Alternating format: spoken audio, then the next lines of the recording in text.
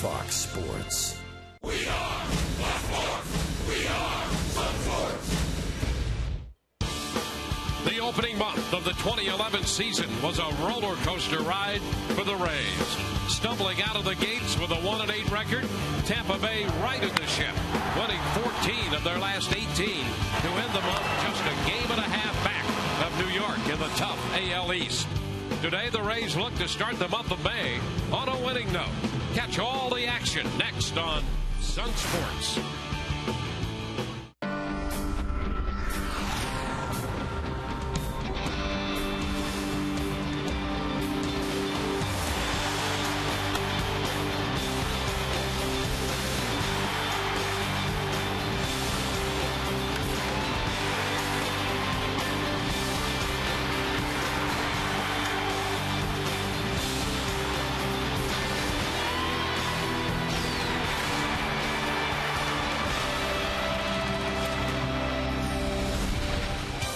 Welcome to another family fun day this afternoon at Tropicana Field.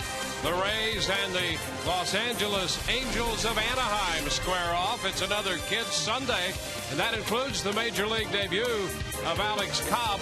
We'll have more on him in a moment. Hi again, everyone. Welcome to Rays Baseball with Brian Anderson. I'm Dwayne Stats. Great to have you looking in here this afternoon. We'll be hearing from Todd Callis throughout the day as well. It has been a wild ride for the Rays to get this new season underway. They've recovered. Here they are, 15-12 through the first month. You know, it's been a combination of great pitching and great defense and offense scattered up and down that lineup. And recently, that offense has been spearheaded by Matt Joyce. Yeah, you know, early on it was Fuld, it was Damon. We saw what Ben Zobrist did up in Minnesota. Now Matt Joyce. How about the last 4 games? 7 out of 15, starting with the power numbers. He got the first one out of the way Friday night, comes back yesterday afternoon with a big home run, and then the double to be able to score that winning run. So I had a big game yesterday. What you love about Matt Joyce is he's one of those guys that's starting to benefit from that consistent playing time. He's out in right field all the time now, more comfortable at the plate. The at-bats look better, and that's reflected in the increase in production. Yeah, and this afternoon, a special day for Alex Cobb. And for all of us who love this game, to see a Major League debut, he's just 23 years old. He'll be making the start for the Rays. You get excited about a guy making his Major League debut because you've been there before. You know the emotions, the butterflies. Those are his career minor league numbers, 32-23, ERA just over 3. This year he had 4 starts down in Durham, and he was 3-0, ERA just over 2. He's a guy that you look at his innings, the last couple of years especially, his innings pitch, he's averaging more than a strikeout an inning. So he's got that capability to put guys away when he gets ahead of them. And we'll have 2 young right-handers going at it. Jared Weaver under the weather with a virus, and so Tyler Chatwood will make the start for the Angels, in with a record of 2-1 and a 386 earned run mark, opposing the Rays rookie right-hander Alex Cobb. Great baseball in store this afternoon, an exciting afternoon here at Tropicana Field in store. We'll have more on Alex Cobb when Todd returns.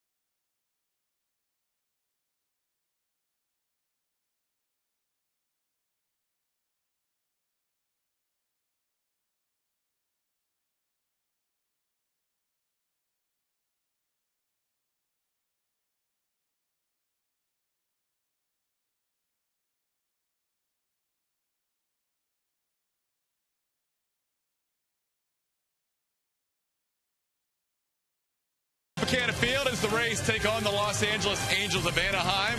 Wrap-up game to this 3-game series. There he is, Alex Cobb, Vero Beach Indian, high school product, as he is getting ready for his Major League debut, just about 5 minutes away. We talk about Alex Cobb.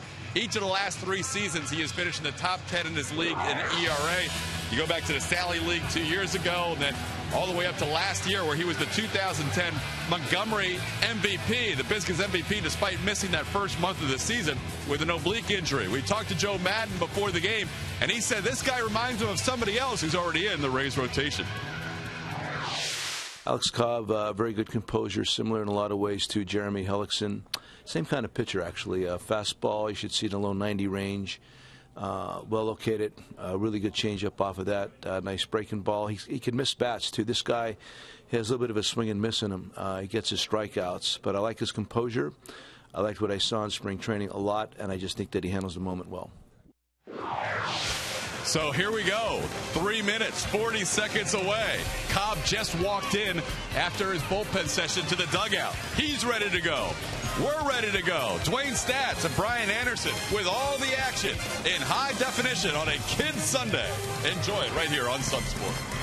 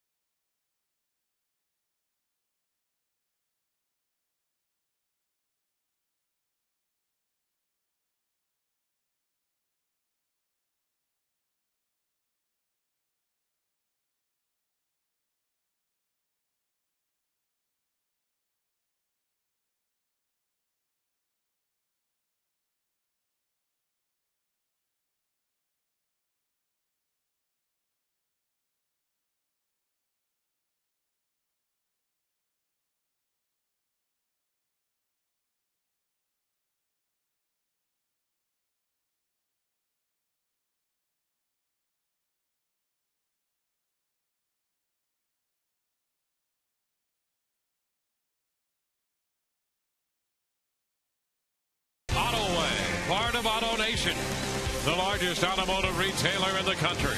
So we can do big things. Tires Plus. Thinking tires? Think Tires Plus. By AT TBA and by Toyota. Moving forward.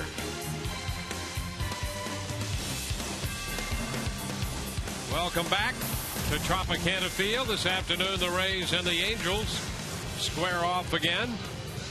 Rays posting a victory yesterday, their first of the year against the Angels. Los Angeles in 15-12, the Rays 15-12, and here's Mike Socha's lineup. Eric Ibar leads it off, followed by Bobby Abreu and Howie Kendrick. Torrey Hunter is in right field. Alberto Callaspo is in third. Vernon Wells in left. The number 7 hitter is the catcher, Hank Conger. Mark Trumbo is at first base. Peter Borges in center field. He'll hit ninth. Well, making his Major League debut this afternoon, 23-year-old right-hander Alex Cobb. You see what he's done in Durham. 4 starts, a perfect record, very good ERA. Strikeouts to innings pitched, 29 strikeouts, 22 innings. He's a guy that he gets ahead of a hitter. He knows how to put him away. Good command of 3 pitches. Let's take a look at the Rays defense. Left, right in the outfield. Sam Full, B.J. Upton, and Matt Joyce. Across the infield, third to first, Felipe Lopez, Reed Brignac, Ben Zobrist, and Casey Kochman. John Jaso gets the call behind the plate. We'll take a look at Joe Madden, the Rays skipper, who's over the 500 mark as the manager of the Rays. 419 and 418 after splitting the first two games of this series. And Mike Scioscia, the two together so long in Anaheim.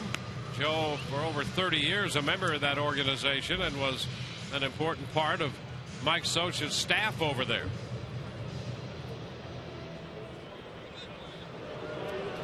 And there's a look at 23-year-old Alex Cobb. Cobb out of Vero Beach, at the high school there. He's the quarterback on the football team and pitched for the baseball team. And as a youngster, spent 3 years as the bat boy in spring training for the Los Angeles Dodgers when they trained in Vero. So he makes his major league debut against the Los Angeles team, but the one from Orange County, the Angels. And the first pitch is a strike call to Eric Ibar. That's the way Alex Cobb begins his major league career. Here it is, the first pitch coming in with the fastball, perfectly located. Pitch fouled away. 0-2. Well, you can already see he's not afraid to pitch to both sides of the plate. Throw in, comes with the fastball there away.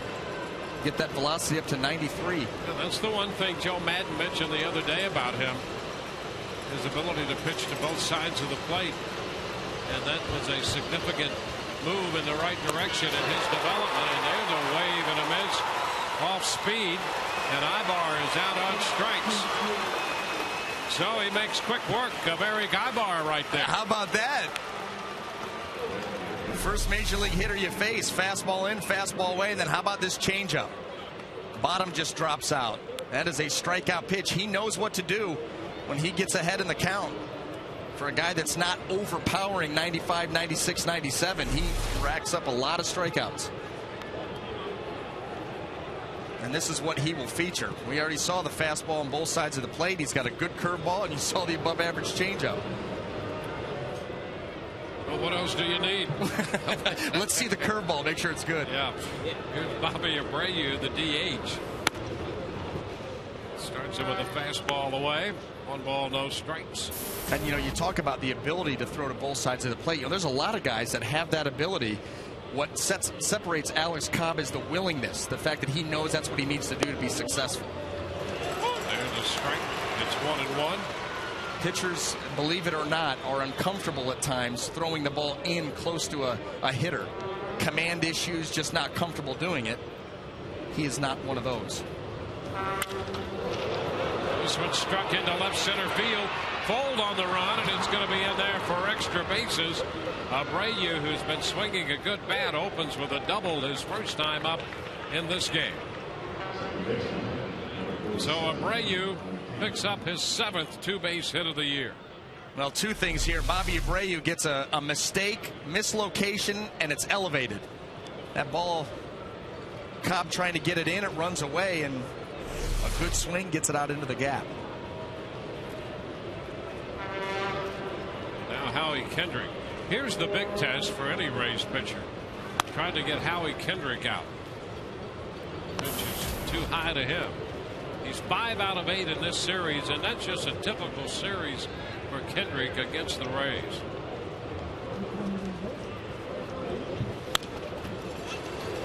One ball, one strike. You get a chance to here. You see where Alex Cobb is lined up on the rubber. He's on the far first base side of the rubber, closer to that outside corner against right-handers, and makes it easier to get it in on lefties. Foul ball, runs the count to 1-2. I tell you what else it does. Being over on that side with that good changeup, it allows you to get out there, whether it's to a lefty or to a righty, and really get good action on it, because it's armed. You're over on the far first base side. That ball will really fade down and away to the lefty, and you can get the good down action on the changeup to the righty also. And a cut to miss. Well, the Had Kendrick out in front. Now that was that changeup again. And you see the action. Look at that. It's almost a split change. Look at the action on that pitch. Down and away. Very simple mechanics. Pick the leg up, put him down. Follows up right to home plate. Just a slight turn. Now Torrey Hunter. Smooth and fluid on those mechanics. And there's the first look at a breaking ball, down and away. Ball one. You can see that changeup that he punched out Kendrick on. And Ibar. It's that split change. Not a huge difference in velocity, but a lot of down action late.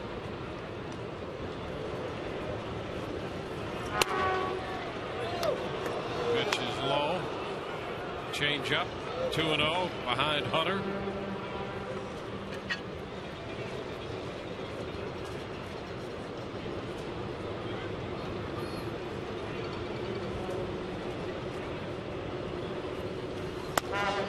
Upstairs. Fastball.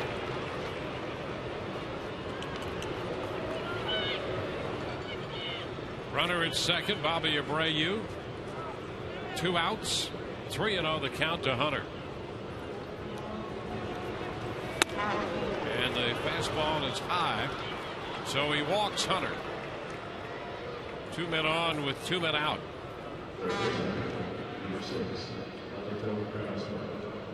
Alberto Callaspo, the third baseman. Switch hitting infielder.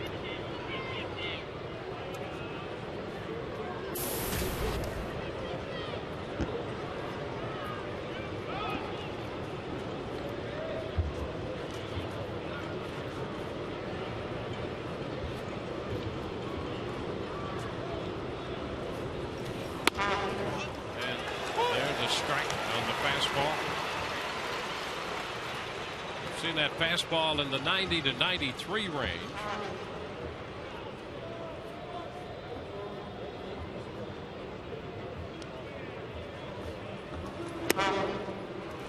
Down and in.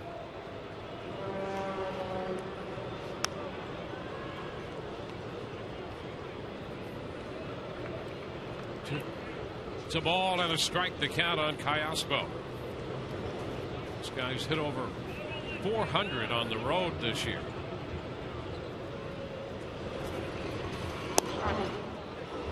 And it just missed. A little close there. 2-1.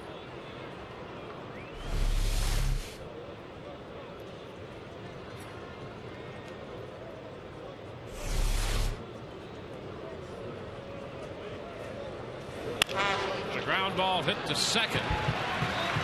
Zobrist makes the play. That takes care of the Angels in the top of the first. A couple strikeouts for Cobb. Ibar and Kendrick. He leaves 2, and the Rays come in to hit. No score in this game.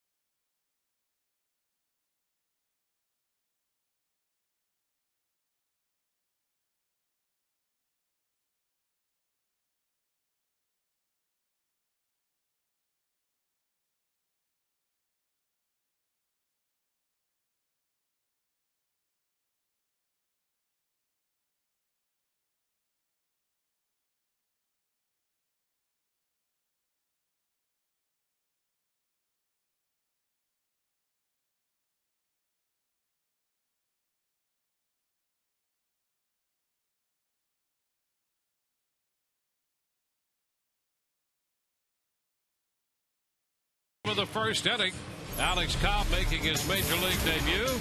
And the Rays lineup today has Sam Fuld leading off, followed by Johnny Damon and then B.J. Upton. Matt Joyce in the cleanup spot ahead of Ben Zobrist and Casey Kopchman. Felipe Lopez hits 7th, John Jaso 8th, and Reed Brignac rounds it out. They'll be facing Tyler Chatwood as Sam Fuld steps in here to face the rookie right-hander, and the pitch is outside. He starts him with a fastball down and away. 1 ball, no strikes. Pitch is foul back. That's going to be out of play. The count goes to 1-1. Fuld's average at 289 to start play as we take a look at what Chatwood has done this year. 4 starts. What really stands out is the 15 walks in 23 in the 3rd innings. Pitch foul back, 1-2. So as you've seen the Rays get more aggressive at the plate, this might be a guy that you make him prove that he's going to be in the strike zone before you go up there free swinging, because he will walk guys and give you opportunities. Pitch inside, 2-2. Sam going 0 for 18. His average has gone from 350 to 289. And he works a full count against Chatwood. Chatwood making the start in the place of Jared Weaver.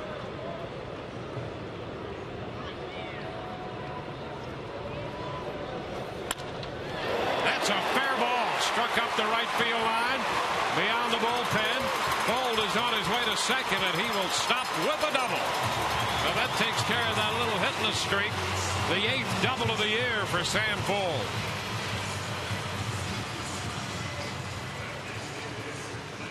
Sam Fuld, here's our checkers double of the game. He gets the fastball down and in. Full count, puts a nice swing on it, is able to keep it fair just inside the bag. Great start this afternoon for the Rays. Here's Johnny Damon with a man in scoring position. Damon's been at his best with runners in scoring position. Swings through the fastball, strike 1. Chatwood able to get that fastball up into the mid-90s. You saw that one at 96 miles an hour. Not a big guy, imposing figure on the mound, but as you see right there, he does have a big arm. Pitch inside. As you can see, a handful of pitches, and this guy works hard out there. Yes, there's a lot of effort. Yep. They list him at 6 feet tall. Fly ball back into center. Borges is there to make the catch. Tagged by Fuld. He's headed to third. Shows the throw, and he is safe at third base. Sam Fuld tagging up. Borges got into great position out there, making the catch with his momentum headed toward third, and Mike Scioscia wants to talk it over with Phil Cuzzy, the third base umpire. Yeah, and the footwork is what gave him the chance. Sam Fuld, they're going to test the arm of Peter Borges out in center field. He put a good throw on it, close play. Right there you see, right into good throwing position, able to get rid of that ball quickly, accurately. But Sam Fuld, you see on the high bounce, Kayasmo has to go up for that ball, then back down for the tag, and that is what allows Sam Fuld to allegedly get in there.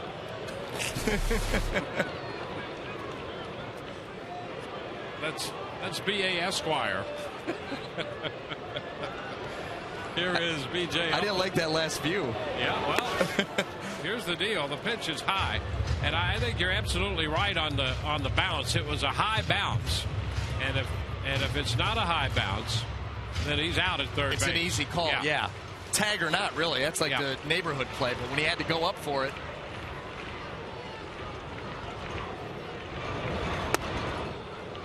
There's a strike, and the count is 1-1.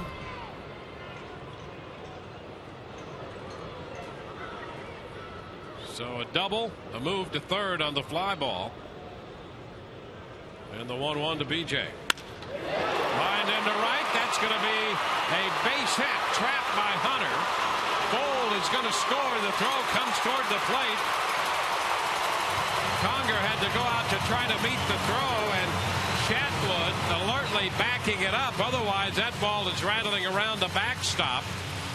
BJ winds up at second with an RBI single and a move to second on the throw. Yes, really good base running there by BJ Upton. Here he gets the base hit. Sam Fuld has to hold up, thinking Torrey Hunter may catch this. And then on the throw, you see BJ. He comes flying around first base when he sees that throw high to be able to get into second. As soon as he sees it's not going to be able to be cut, alertly moves up to second base. The Rays grabbed the lead. And here's Matt Joyce. Foul the other way and down beyond the bullpen. Strike one. Well, Matt gave the Rays the necessary offense yesterday. Swinging the bat very well. The Rays winning it in 10 innings, 2-1. Matt with a home run and then scoring the winning run on the wild pitch. There goes Upton to third, and he is safe. That ball pops away from Kayaspo. Well, BJ appeared to be running into a waiting tag. And we'll take another look as the ball pops away from Kayaspo. Yeah, Conger got this throw down there. Plenty of time to get BJ, and you see this. How about that? And the glove. Put the spike right on the top of the glove, force the ball out. Now the infield forced to come in. And a base hit off a breaking ball.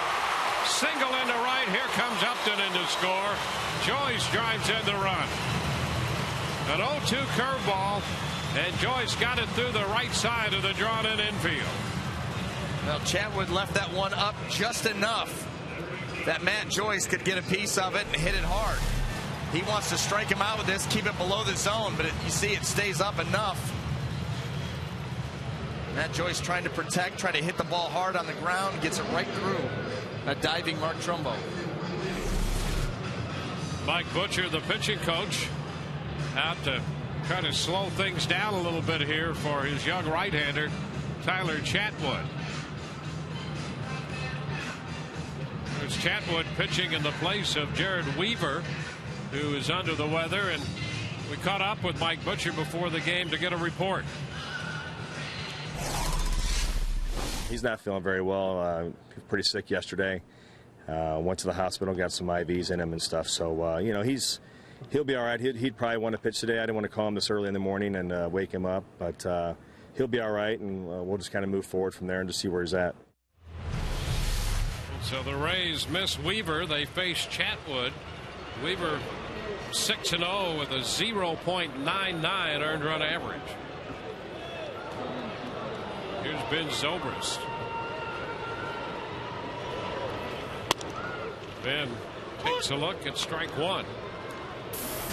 Between Jared Weaver and Dan Herron, their top two starters, they are 10-1, 10 of the 15 Los Angeles wins. Right now a top heavy rotation, and it up at the top it's been almost perfect. The start that Weaver's off to, just it's historic, really. Looper into shallow left field. That will fall for a base hit. Joyce goes to third, and into second with a double is Zobrist. Well, he lofted that one into a perfect spot out there, out of the reach of Wells, and Zobrist has his ninth two-base hit. Well, this ball right off the end of the bat. See this little flare just off the end. There's nobody out there. You see the left fielder Wells has to run a long way. That ball drops in.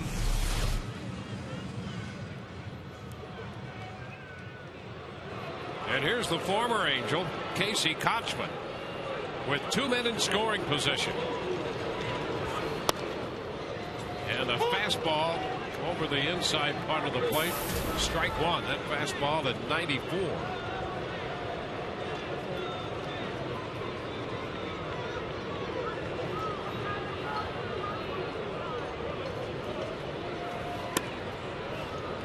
One and one. Things have been much better recently at the plate for Kochman. base hit in yesterday's game. Casey had 2 hits here Friday night, including an RBI double. And he's out in front of the changeup. And that gives Chatwood the advantage in the count of all 2 strikes.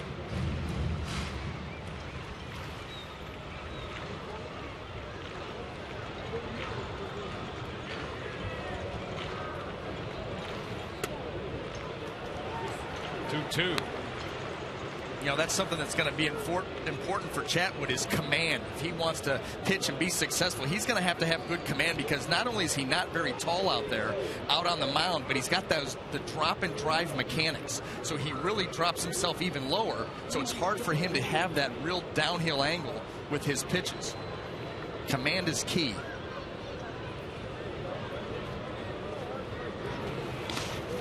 Pitch down and in. Yeah, and when he's listed at 6 feet tall, that's his public relations firm is listing that at 6 feet. D. Wayne, I was listed at 6'1" my entire career. I mean, I'm 6'1" if I'm standing on a board with spikes on. I got a chance. So yeah, it's +1 to 2 on everybody. Yep.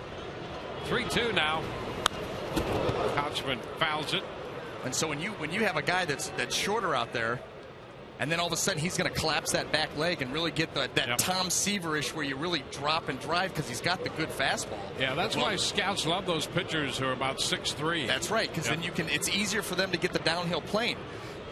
Hitters up there now, shorter, drop and drive, they see the whole ball. It's tough for him to work downhill. And a chopper back at first, going to be foul.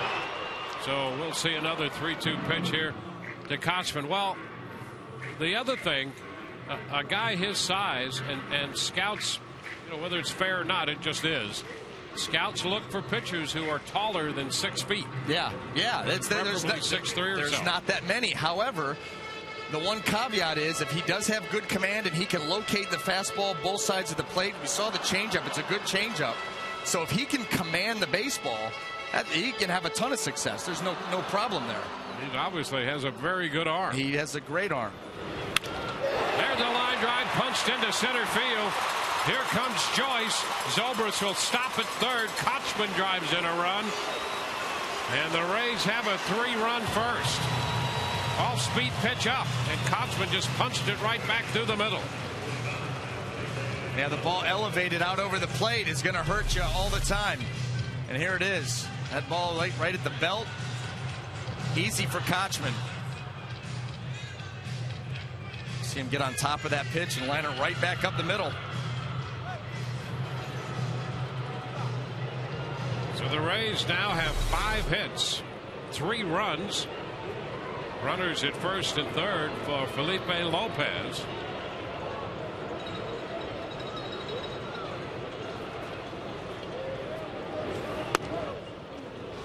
First pitch taken. A fastball, strike 1.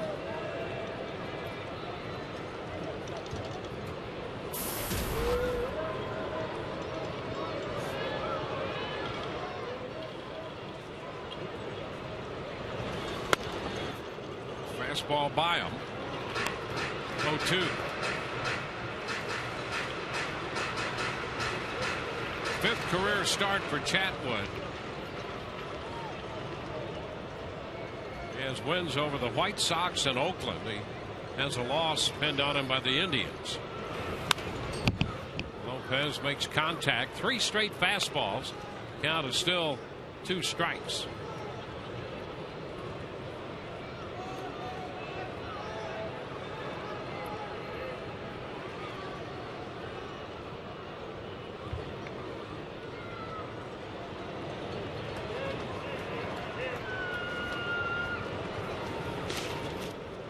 Blocked by Conger, a curveball. 1 ball, 2 strikes. Well, Sam Folds started this. He snapped his hitless streak with a double up the right field line. Upton got him home with a base hit. Joyce has an RBI single. Kochman an RBI single. Zobrist has a double in there. There's a foul ball that Lopez stayed alive on that fastball away. Yeah, that fastball, he can get it to the mid-90s in a hurry. You can see the pitch count already up to 30 here in the first.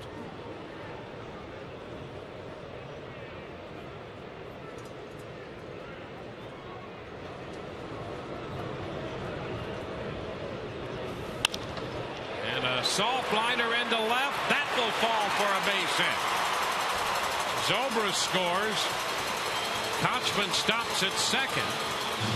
Lopez served that one into play, and the Rays have another run. Chatwood's thinking now, what do I have to do? I make a pretty good pitch, and they're getting hits. Bad pitches, they're hitting everything. Changeup.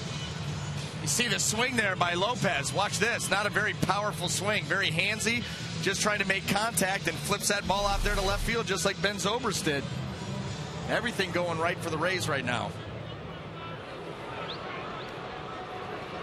Yeah, that changeup was down and away, but Lopez made enough contact just to drop it into shallow left. Here's Jaso. 1 strike to count. You know, it's all about keeping the hands back. If you can get the hands to commit with the body, that's an easy out. But if they keep the hands back just a tick, they're able to flick the ball, and then they have a chance. Line drive, and that's going to be off the mid of Trumbo into right field. Kochman's going to be waved around. Throw to the plate is not in time. Up line as Kochman scores. Lopez to third, an RBI single for Jaso. The Rays have a 5-run first. Well, Tom Foley aggressively sending Kochman, and the throw was up line. That's Hunter out there in right field, but Kochman scores anyway. Yeah, you wouldn't think that he would send him, but the Rays trying to send a message. Here, the 6th straight hit for the Rays. Off the glove of Trumbo, then here comes Hunter. They challenge him. He's a little wide on the throw. That throw's on the mark. They probably get him. But that's the thing. You can have a good arm, but it better be accurate. And this one, not an accurate throw, and Kochman gets in behind Hank Conger. Kochman was headed for the backside of the plate, and the Rays have a 5-run inning. Reed Brignac pitches a strike. Now that throw coming in from right field, and you got the catcher back there. He's got to field that and then come all the way back around there to tag you. So you stick to as far out as you can. You can see he was sliding with that left hand and tapped the plate. 1-1 the count to Reed.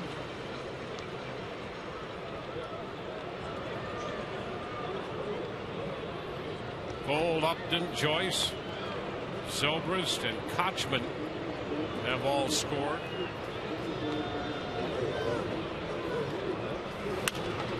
Brignac fouls this one back. Chatwood here pushed up to make this start.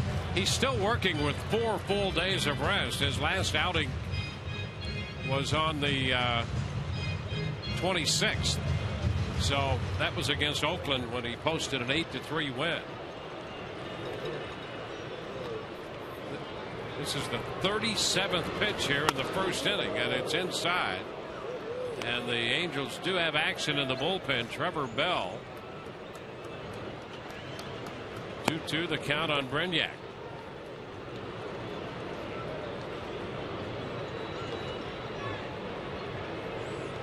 A 7-hit first.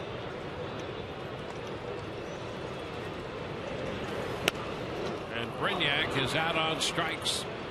Late on the fastball.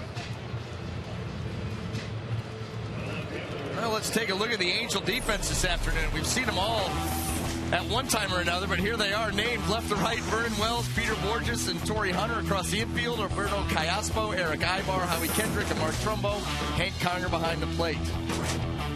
I don't know actually why we had to do that. We have seen them all. We've made mention of them all. Yeah, they've all been active here. Sam Fold, who opened this inning, up here, batting now with men at first and third. Sam doubled and scored to begin it.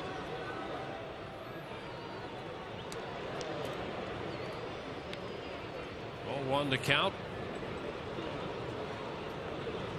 This is the 40th pitch of the inning. Down and away. 1-1. So this young right-hander getting a real workout here in the first.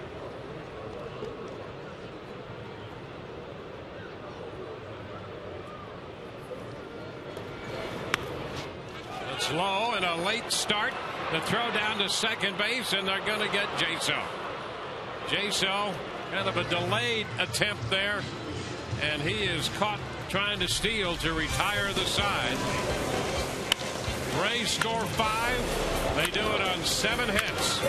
At the end of an inning, it's 5-0 Tampa Bay.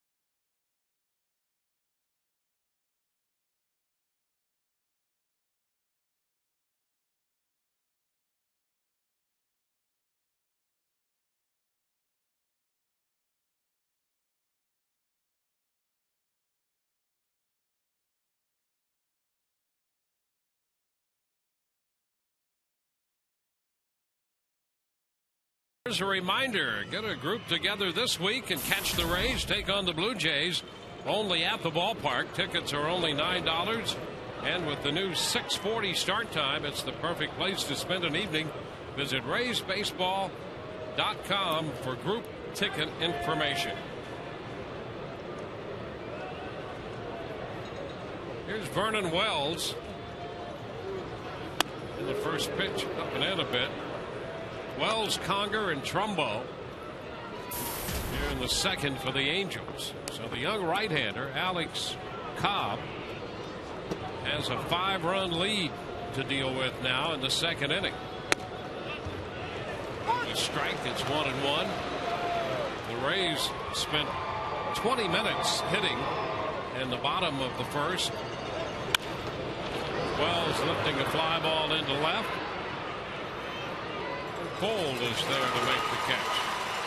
Yeah, Alex Cobb didn't mind that 20 minutes off. The team's going to go out and give you 5 runs to work with. The key for him will just be to continue with the game plan. Pitch as if it's 0-0. Just continue to attack the strike zone. These hitters have never seen him before, so he's got a little built-in advantage there. Now Hank Conger. Pitch is high, 1 ball, no strikes. Blue Jays have a 2-1 lead in New York on the Yankees in the top of the 4th. Boston's home against Seattle. They're in the top of the 3rd, no score. How about this pitching matchup? Hernandez and Wakefield. So a little different approach to pitching right there. That's a strike, 2-1. Jesse Litch is pitching that game today for the Blue Jays, by the way, in New York. Cut and the miss by Conger. Lind and Teixeira have hit home runs. Nova pitching for the Yankees. 2-2 now to the catcher. And he hits this one a long way. High and deep and gone to right. Conger picks out an off-speed pitch and belts his 3rd home run of the year. That makes it 5-1. Well, Conger had swung over the changeup the previous pitch. Alex Cobb going to come right back with one. That split change, he is right on it, like he knew it was coming. Good recognition on the pitch. Look at this, not fooled at all. And it was elevated. Sweet uppercut finish, and that ball was hit a ton.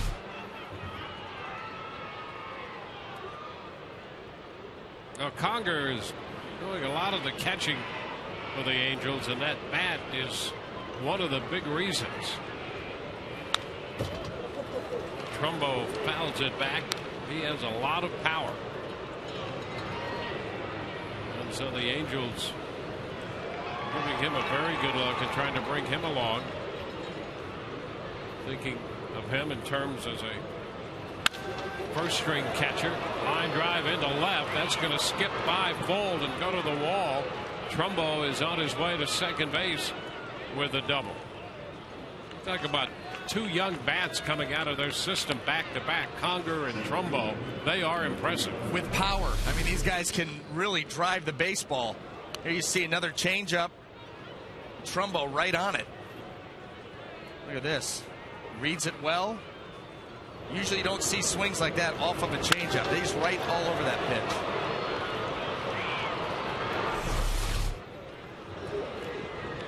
So here is Borges.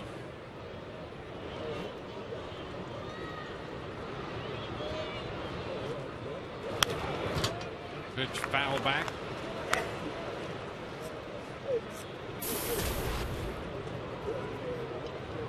Strike the count to Borges.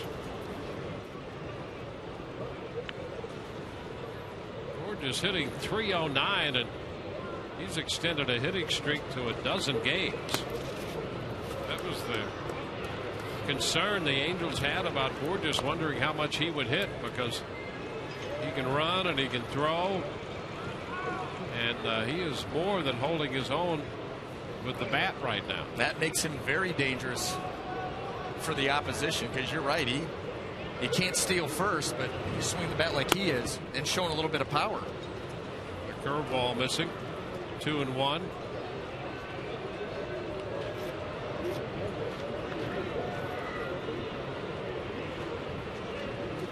Cobb had moved the ball around at AAA, working both sides of the plate. On the curveball, we've seen a couple of those. Pitch is down. Change up right there, and it's 3-1.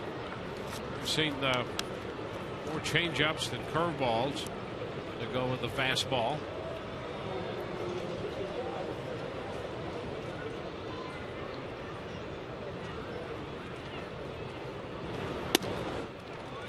That's a strike. A fastball, and the count is full.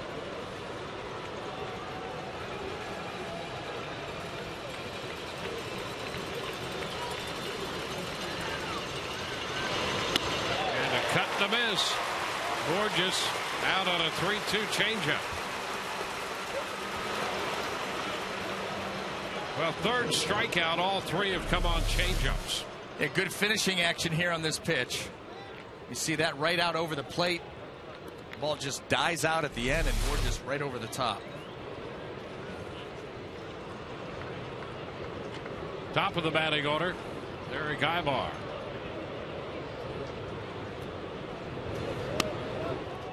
Pitch is low. Takes the changeup.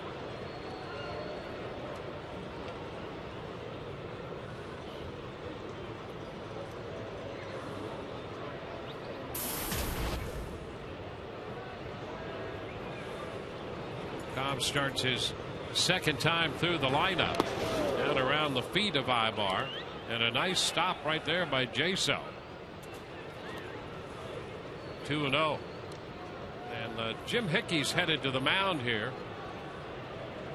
to spend a little time with Cobb.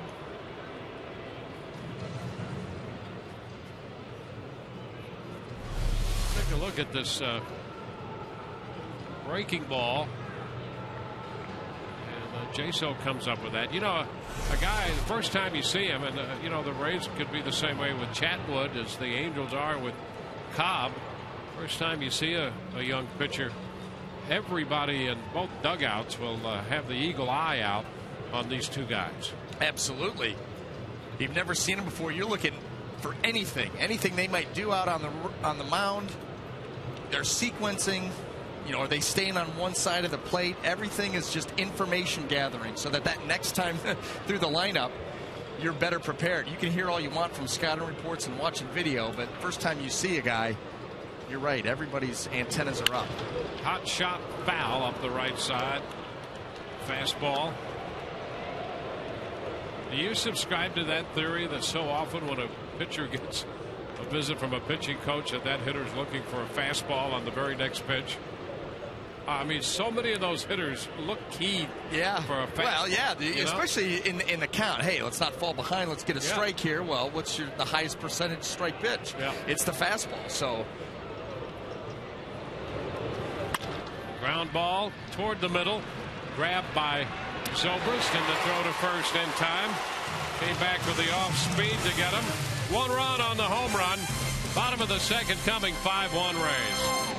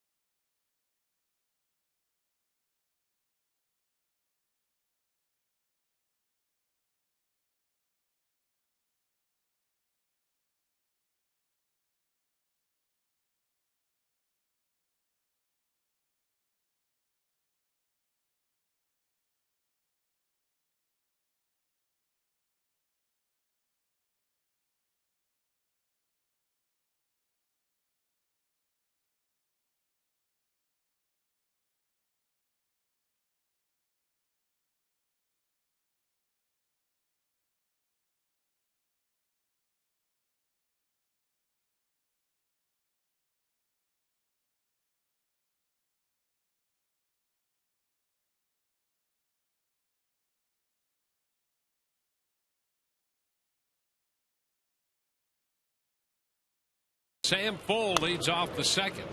He was up there when the first inning ended on a caught stealing. John Jaso was caught. 1-0 the count to Sam as he fouls this one back. Big cut. Full, Damon, and Upton two up here against Chatwood.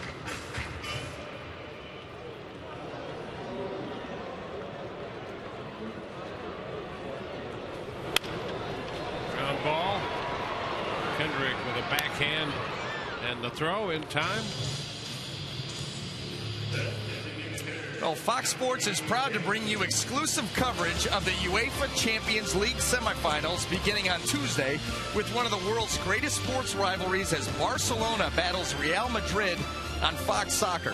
Then on Wednesday, Manchester United takes on Schalke on FX. Coverage of both games begins at 2 p.m. Eastern, 11 a.m. Pacific in high definition. 1-0 the count to Johnny Damon. He's out in front of the changeup. Rays facing Tyler Chatwood.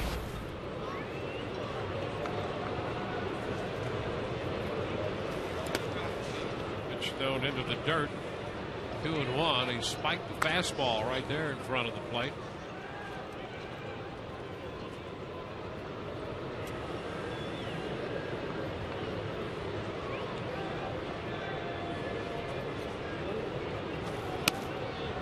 It's too low. And the count is 3-1 on the Rays' designated hitter, Johnny Damon.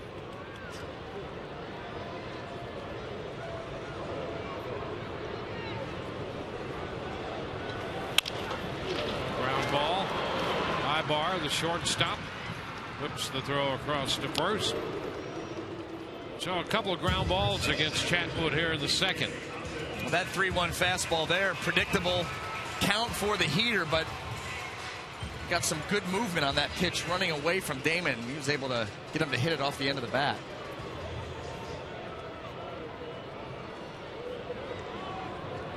Now B.J. Upton.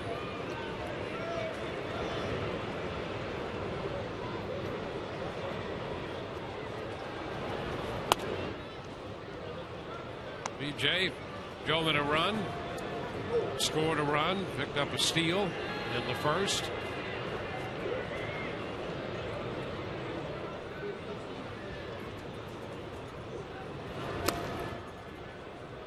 Two balls, no strikes.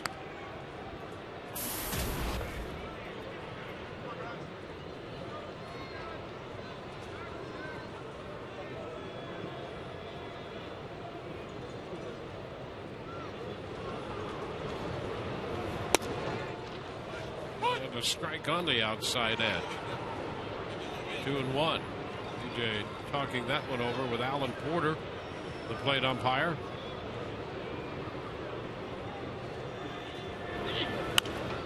Pitch popped up, a foul ball straight back this way. Out of play. 2-2.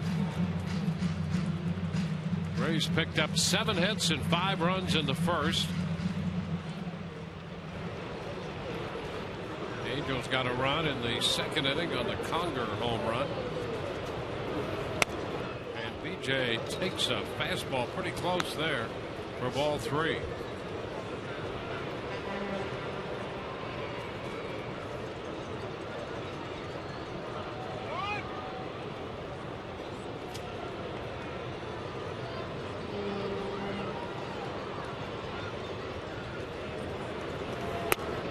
Ball 4 is down. 2-out walk will get Matt Joyce to the plate. Chatwood had a long first inning, making 41 pitches. And a streak in which the Rays came up with 6 consecutive hits.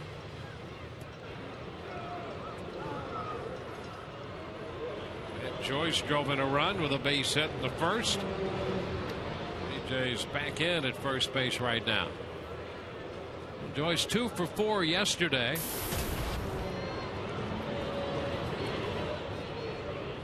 Now has 2 home runs after hitting the one yesterday. BJ drawing some attention from Chatwood.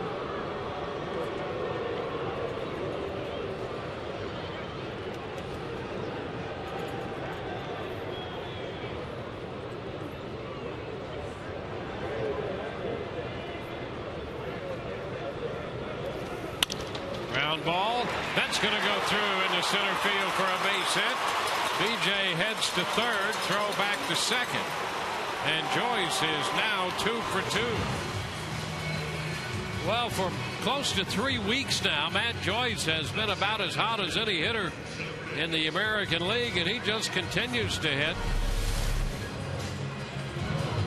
Here he is. Mistake fastball, hits it hard. Good swing there. You see Kendrick pulled over in the hole a little bit. He's able to slide it under the dive. So Joyce is 2 for 2. See, that's going to give Joyce. See, Joyce is 26 out of his last 60. That's almost a 3-week period there. So he's well over 400 in that stretch.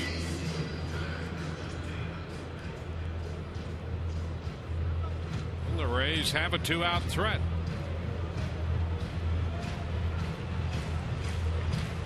Then Zobrist, who doubled and scored, on his way to the plate.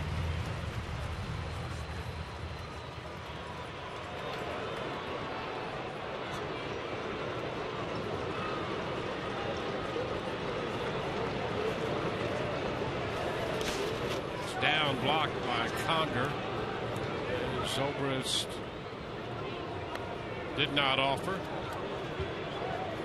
Chetwood wanting the appeal.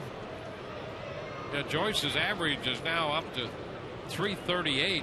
He started the day 8th in the league, hitting 321.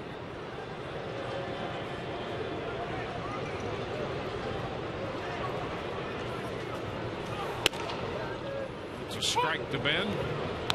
1-1.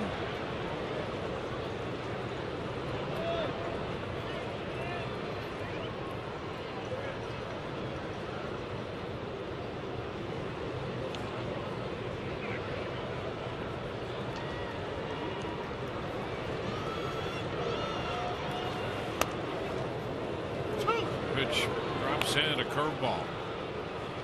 Ball, 2 strikes. Ben with that big outburst in Minnesota, 25 runs batted in, leading the American League in that department. And those 2 players, one of those 2 players tied for 5th with 20 is Johnny Damon.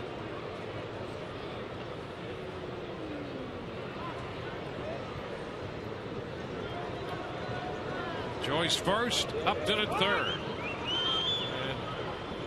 And then granted time by Alan Porter.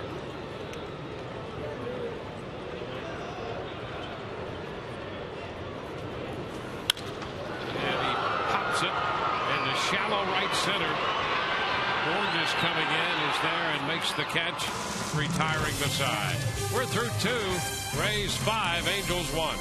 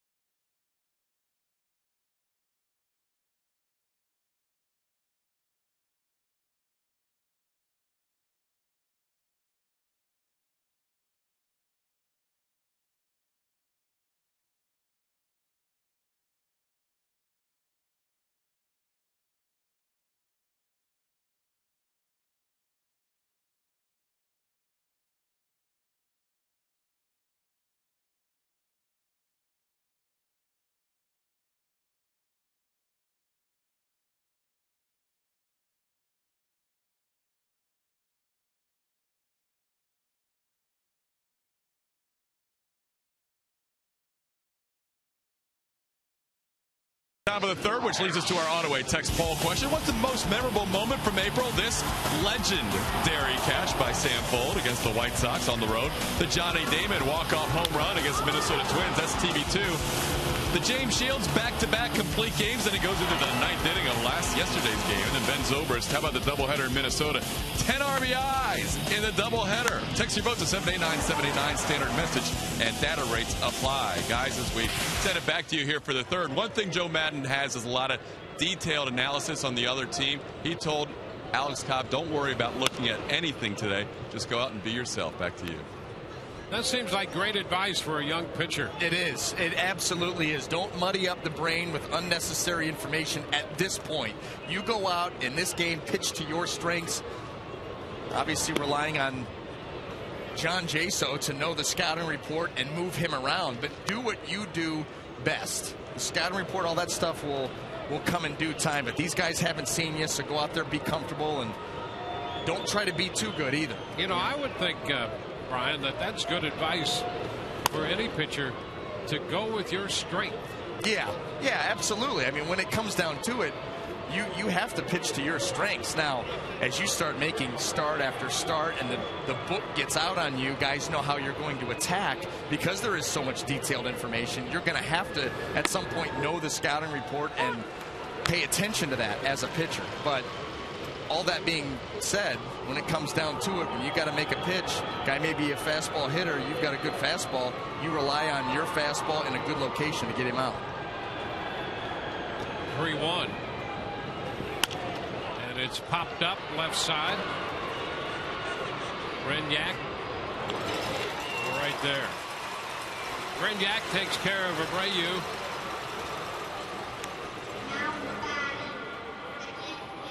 Howie Kendrick will be up here. Yeah, and I think the important part of what you just outlined there, if you're a fastball pitcher in a good location, I think unless and even and we've seen it, guys who throw 96 or 100, if that fastball is not in a good location, eventually major league hitters make you pay the price for putting it in a bad area. Go down through the minor leagues and take a look. The minor leagues are full of big, strong-armed guys that have blazing fastballs, but with no command.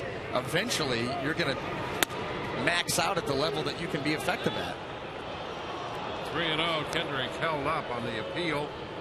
Down at first, James Hoy says he stopped in time. 3-0 the count to Kendrick. Strike. 3-1.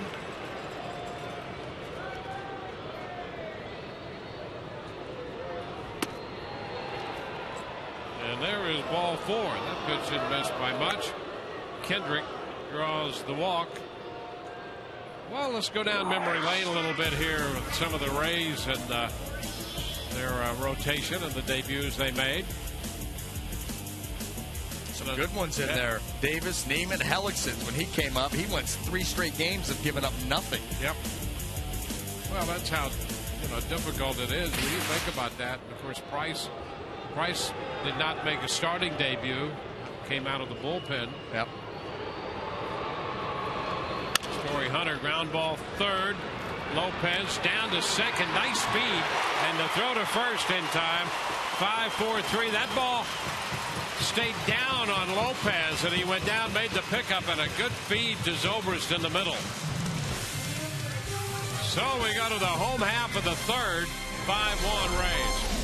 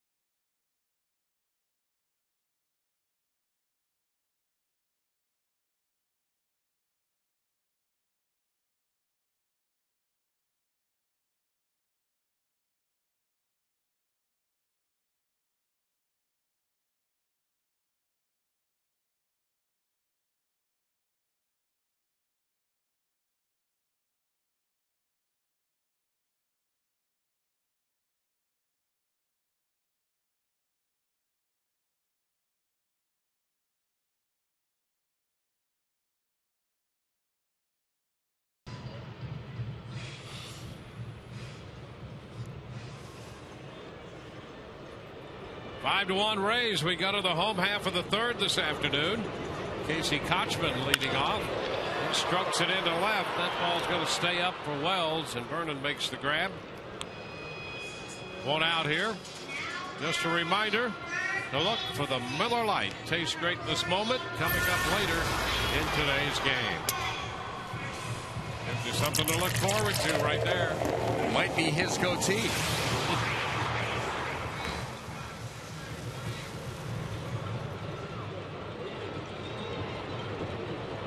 Felipe Lopez. It's a strike at the knees. Rays facing Tyler Chatwood. Jared Weaver originally scheduled to start today, but a virus got him.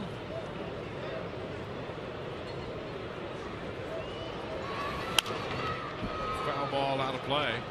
You know, Weaver had started the year at 6-0 with an earned run average of just under 1.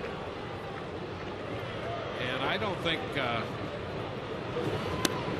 any pitcher since 1900 had gotten off to such a great start that eclipsed that. There might have been some pitchers who, through the first month, had that same record. And Lopez is out on strikes. He had the possibility of being, by this month, by this date, the 1st of May, the first pitcher to go 7-0 with an earned run average under 1. We have to go back to your favorite era since the last time that happened. Yeah. Before 1900. Yeah, that's back when they had the cute nicknames and they played the game with rolled up socks. 1-0 on the count. So we got to do a little research to see who that might have been, the last guy to do that, but I know it was in the 1890s. Favorite era, probably Brian Anderson. Yeah, probably like Boots McGuire had that record. A 1-1 count to Jason. 2 balls and a strike.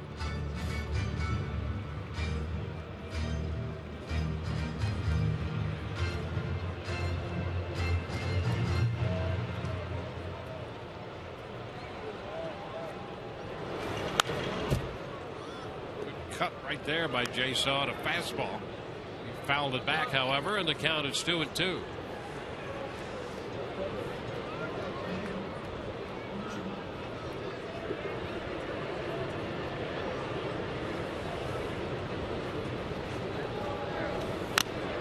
And a swing and a foul tip strikeout. Fastball maybe up out of the strike zone got him. 3 up, 3 down. We go to the 4th. It's 5-1 Rays.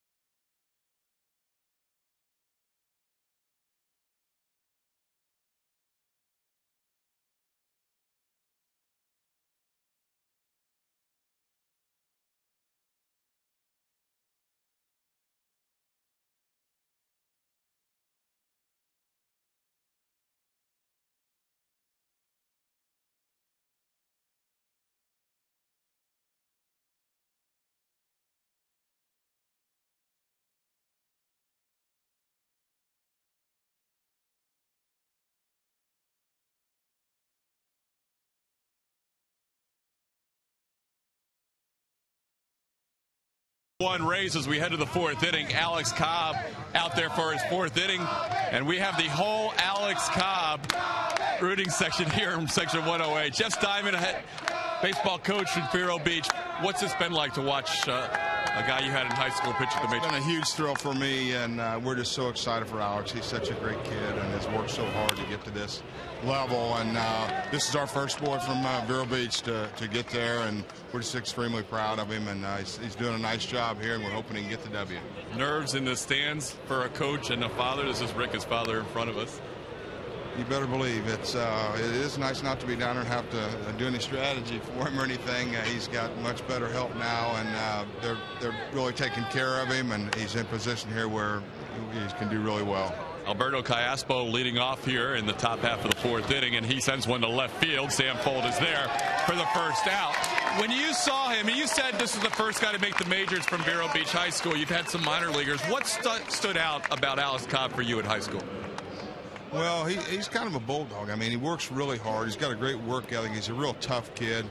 He's kept everything in perspective. He's not gotten a big head or anything. He just goes out and does his job, and is just really a hard worker day to day. And but as far as his mechanics and things like that, his slider is absolutely outstanding. And he's done a great job pitching. And of course, at our level, he was a good hitter too. But they're not letting him. They're not letting him hit here, of course, but he was a good hitter in high school and just always around the plate. He always had command of all his pitches. He could throw any of them for strikes and work ahead of the hitters. Jeff, thank you so much for the time. Rick, good luck. Oh, thanks, Todd. Thanks. This is his brother, RJ, guys, by the way. Purple Heart in Iraq. So a lot of great stories here in this section and all his friends and family in these 4 rows. Good luck, everybody. Back to you guys. All right, Todd, and we thank RJ for his service. Appreciate what he's done, and I know he's proud of his brother Alex, as Alex is proud of him. And 2 outs here in the 4th. Hank Conger takes a strike. Base is empty. And a little tap to the right side. Zobrist with the toss to first, and it's a 1-2-3 inning. So we go to the bottom of the 4th, and the Rays lead 5-1.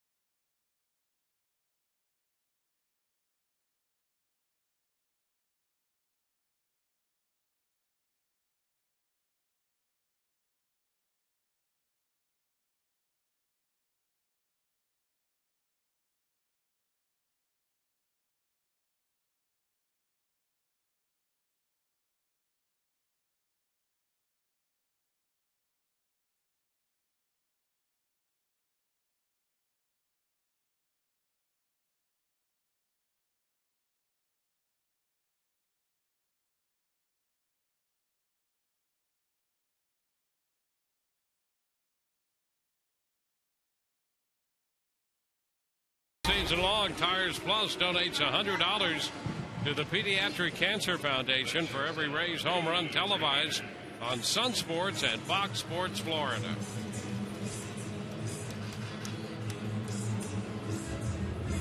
Reed Brignac's going to be the leadoff hitter for the Rays in the 4th. Rays scored 5 times in the 1st inning. Lead this game 5-1. Brignac, Fold, and Damon coming up. Pitch inside, 1-0. Tyler Chatwood, right-hander, was drafted in the 2008 draft. To strike 1-1. So he's had a relatively quick ascension to the major leagues.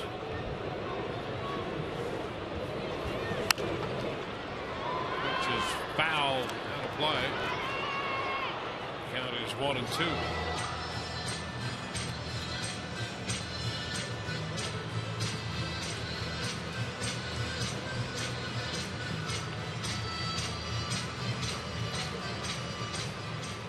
Chatwood is 21 years old.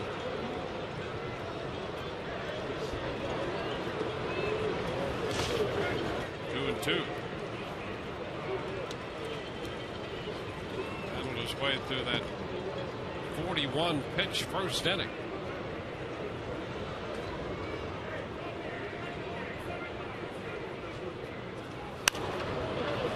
Lifted foul, headed for the stands. Triaspo chases it, but no chance to catch up.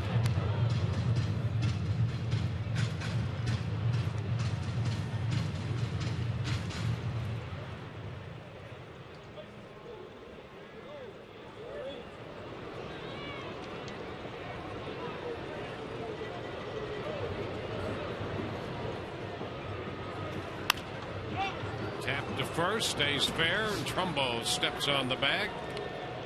That is the first out.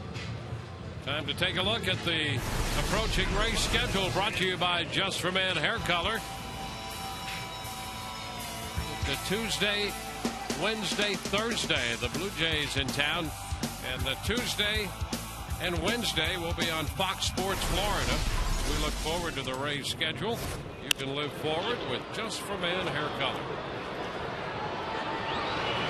Pops it up. Ibar out there from shortstop. Makes the catch in shallow left. A couple of quick outs in the fourth inning.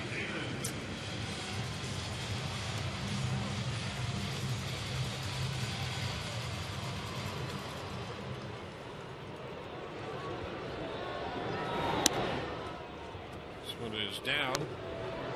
Chatwood, essentially the top pitching prospect in the Angels system, and now pitching in the big leagues.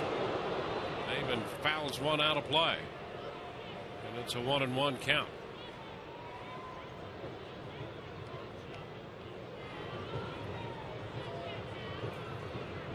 Damon looking for his first hit of the day.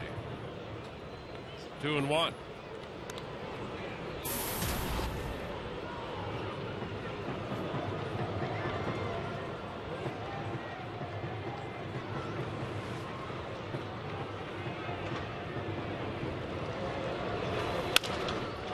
Ball down to first. Trumbo makes the play unassisted. That's a 1-2-3 inning. 7 in a row retired by Chatwood. Rays lead 5-1.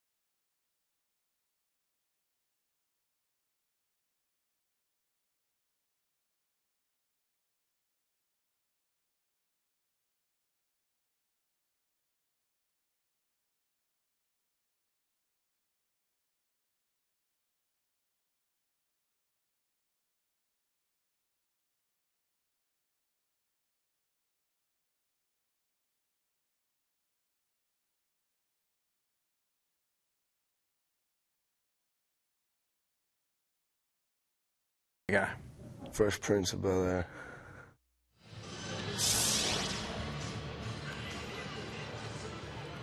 It's a Kids Sunday here at the ballpark. Other youngsters watching this one, and they've seen the Rays take an early lead and grabbing a little ice cream at the same time.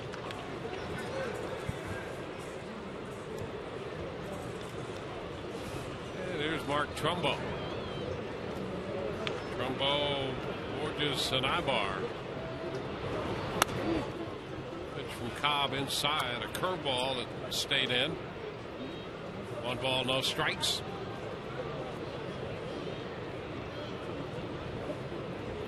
Trumbo doubled in the 2nd inning. Pitch is low. Cobb coming off just a 6-pitch 4th inning. Made only 10 pitches in the 3rd. So coming into this frame, he'd made just 54 pitches in 4 innings. Real good ratio. Pop fly in the right. It's Matt Joyce handling it. 1 away here. And making quality pitches, even that falling behind a little bit. Fastball up in the zone. He just beat Trumbo, getting a lot of easy outs. You can see him start to settle into this game. That quick 5-run outburst in the 1st inning by the Rays certainly helped, but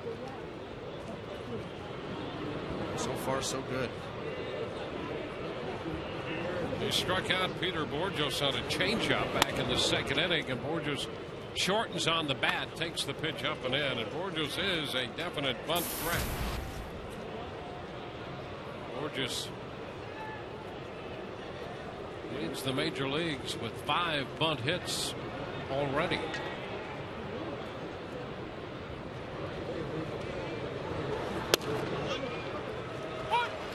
There's a strike.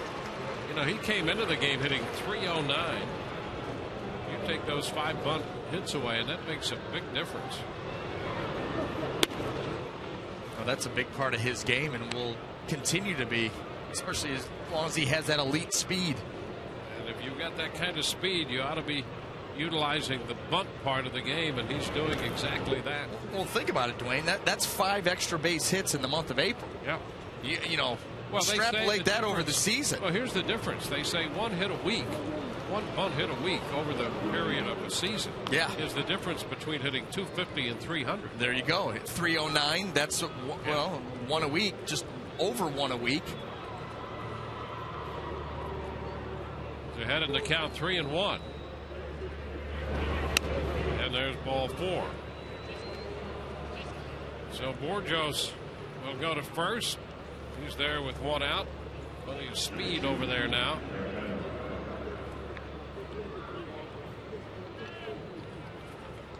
Eric Ibar at the top of the order will be coming up.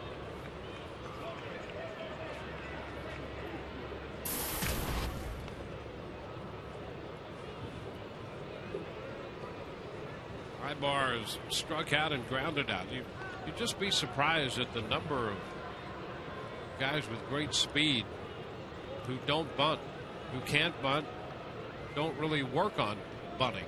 Well, you know who comes to mind right off the bat? Carl Crawford. I mean, this is a guy, another elite speed, and very rarely did he lay down a bunt to try to get a hit. The pitch to Eric Ibar is a strike. I always thought, you know, Joey Gathright was a guy who had just outstanding speed, unbelievable speed. And if he'd been able to master the art of bunting, you know, there's a guy who might make a career for himself in the big leagues and, you know, make some money for his family. Certainly buy some extra time for sure. Strike the count.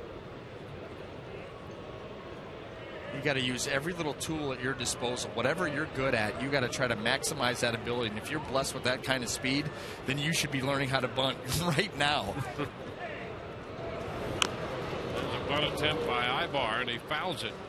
And, you know, and it's not even just, you know, hey, bunt for a hit. Peter Borges, 5 bunt hits. But what ends up doing, especially the left-handed hitters, is, you know, now you force the corners to come in because they've got to guard against the bunt. Well, guess what? Then that fastball away, you just slap it right by them. A play that maybe they make if they're at normal depth, now you slap it by them and you buy yourself some regular base hits just for the simple fact that there's the threat of the bunt.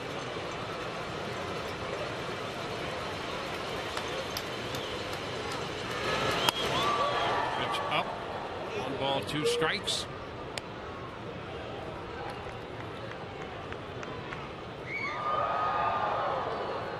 Rays have led throughout the afternoon. Put a 5 spot up there in the first inning. It's now 5-1.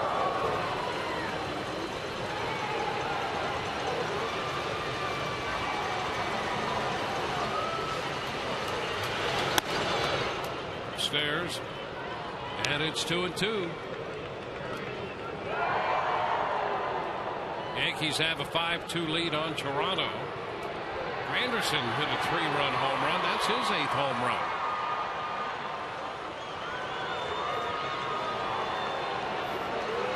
Every year you look at his stats and you always think that he has more home runs than he should. You know? You do.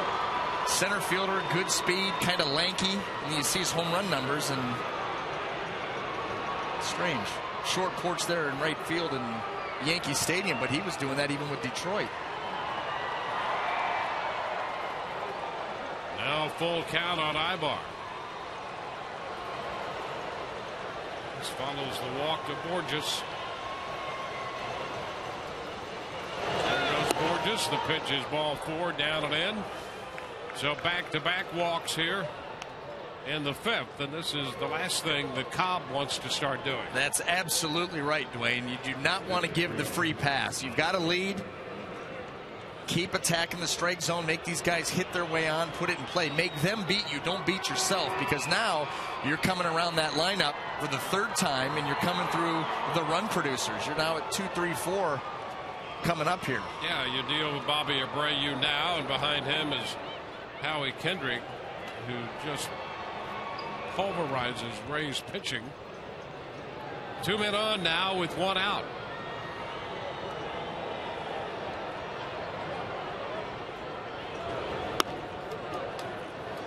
Curveball stayed up. 1 ball, no strikes, and the Rays going to start to get some action in the bullpen. Here, Cobb missed up with that curveball, and things aren't quite as sharp as they were earlier. It's Andy Sonnenstein. And the pitch is low. Jim Hickey's going to trot to the mound. Well, right now it doesn't look like Alex Cobb is letting the ball fly, almost like he's getting into aim mode. That may be what the Rays see from the bench. And at that point, you know, you get someone going in a hurry, because it can come apart quickly. Yeah, and you know what this is like out there. I mean, as soon as a negative thought enters your mind, you know, a pitching coach comes out and says, don't give this guy anything good to hit. Well, you're going to give him something good to hit immediately. And here's a case where he's walked a couple guys. Yeah. He's saying to himself, this is the last thing I want to do. Yeah, and they can snowball on you. That's what's amazing is how quickly a game can unravel. You can have a 5-run first inning, and you can have that lead, you know, all afternoon. And within the span of a few hitters, it can become 5-4 tie ball game like right now. And so that's why Jim Hickey's going out there to say, hey, look, let's get back to attacking the strike zone, throwing your pitches with some kind of authority. And, oh, by the way, be careful, because you're 2-0 on Abreu. Don't give him anything good to hit. 2-0 the count right here to Abreu, with runners at first and second and 1 out. We're in the top of the 5th, with the Rays leading 5-1, and Cobb has hit a little bump in the road here with his control. And he misses a little high with a fastball right there. It's 3-0, and he is just there in the last couple hitters, just a little out of sort. You see the fastballs he's missing up in the zone with, the curveball, not the good bite.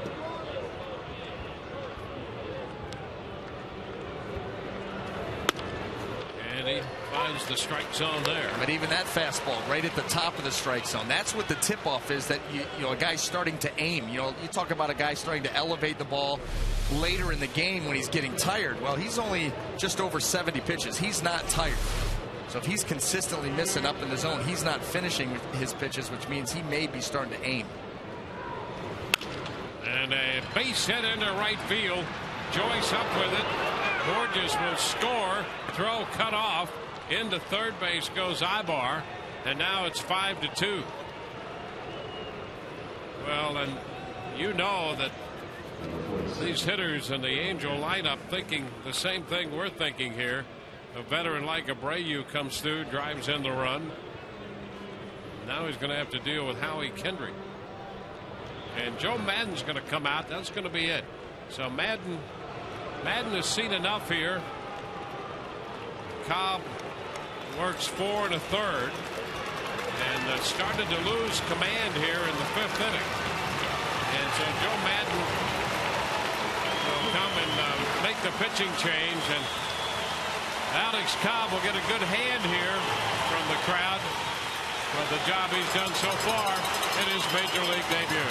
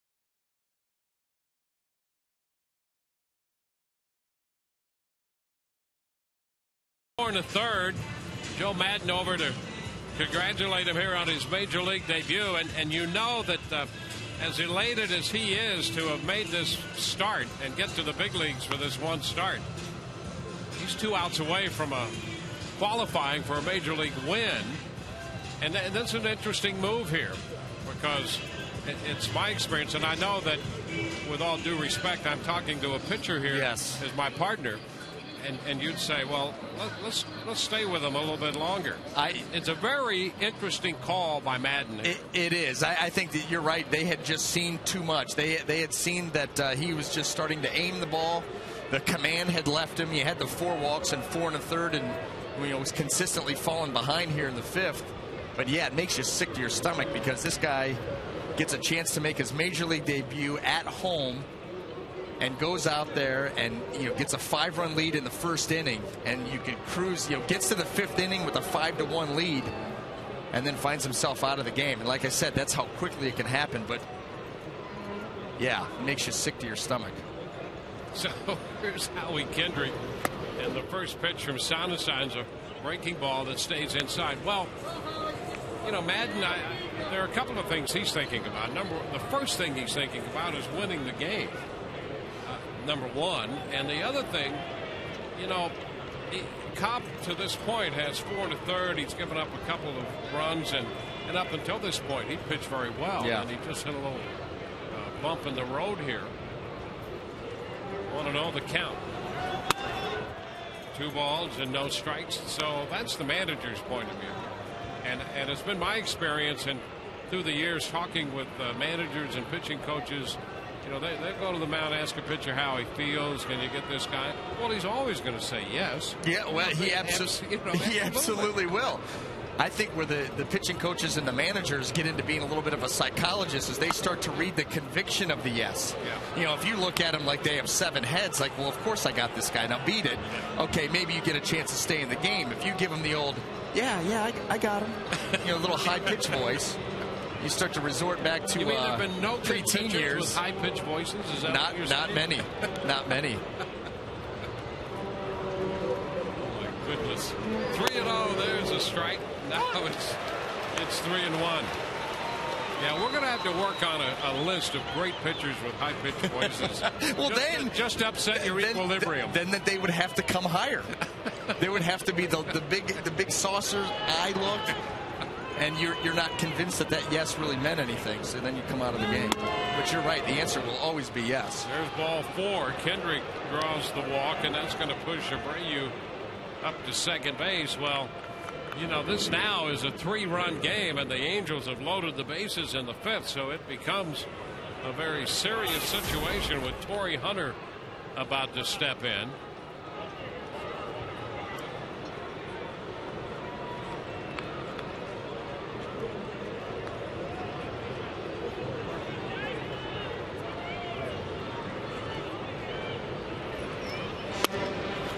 The pitch is down to Hunter. Curveball starting him.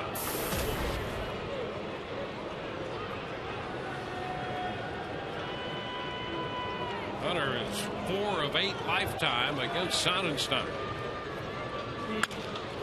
Shoots it into center field. Upton goes over to grab it. Here's the tag at third by Ibar. He will score. Abreu digs for third and makes it without a play. And now it's a 5-3 game, as Hunter picks up a run batted in, his 13th of the year. And what was at one point a 5-run lead is down to 2 now in the 5th. Well, B.J. Upton does a nice job here getting this. That ball came off the bat hot from Torrey Hunter, but B.J. runs it down. Angels do get a run out of it, but Andy Sonnenstein can bear down right here against Kayaspo. They can get out of this inning.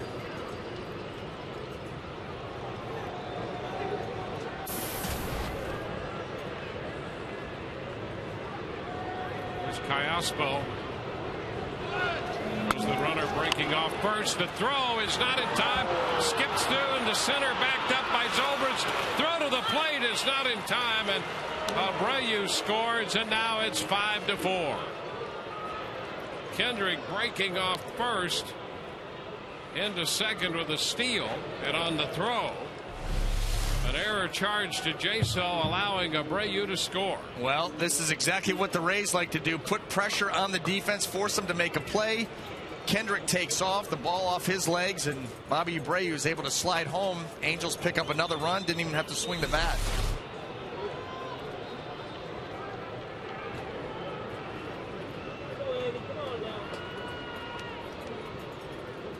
Now a man at second. Kayaspo takes the pitch away. It's 2-0. Boy, that's what that running game can do. Just put a guy in motion, pick up a run.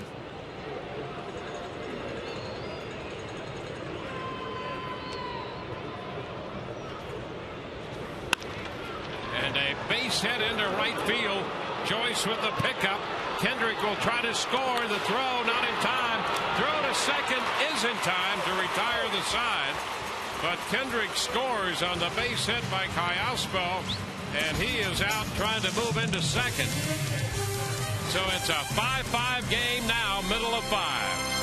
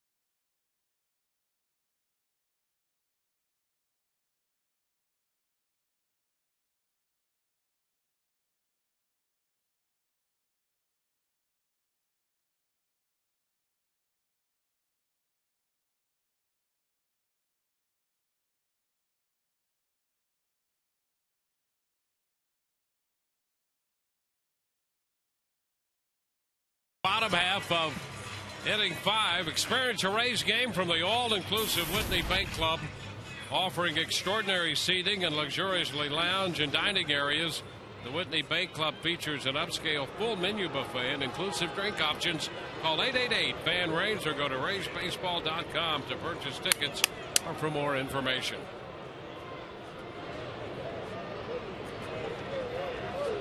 Here's B.J. Upton leading off the bottom of the 5th. Extra bases down into the left field corner, and so this tie game at 5-5. Just like that, the Rays have the potential go-ahead run in scoring position. Yeah, the quick start by the Rays, the crowd's into it. You kind of take them out of it with that tie ball game, and BJ here gets the curveball, hammers it right down the line, gets everybody excited again. Look at that. Good piece of hitting. Well, that lead disappeared in a hurry. You know, you go into the 5th, you get the first guy, and then you walk the number 9 guy. And another walk, and you just don't want to give them bases like that. Well, that right there is an inning where you look back on it. Errors and walks, how they will kill you. Angels scored 4 runs in that inning on 2 singles. Yep. 2 singles. And the 2 walks set up the inning. Man takes the pitch low. 2-0.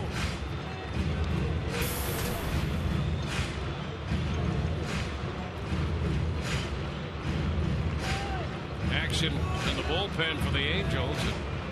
Mike Butcher trots to the mound to help that situation along. Scott Downs with that great breaking ball is loosening in the bullpen. Now the Rays scored 5 times in the first inning and put a couple men on base in the second, left them there. Chatwood coming into this inning and retired 7 straight before giving up the double to Upton. Butcher's going to force Alan Porter, the plate umpire, to break up this full-scale conference the Angels have going on the mound.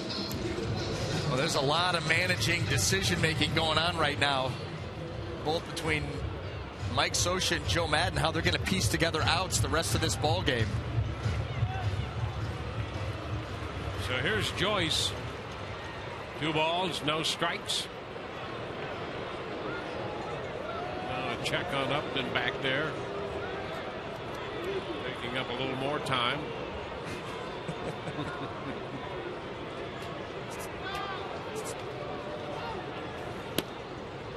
This is like watching a baseball game underwater. 3-0. Yeah, we're not talking about synchronized swimming, are we? No.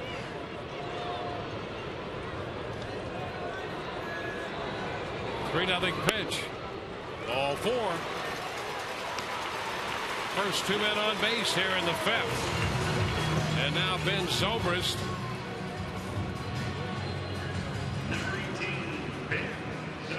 Zobrist announced, and they send Conger out to the mound. And Scioscia's on the top step there with an eye toward the bullpen. He really wants Downs. And now he's going to make the slow walk to the hill and take up as much time as he can to give Downs a couple extra tosses. There is the call. So the left-hander is going to come into this game. We'll be back in a moment.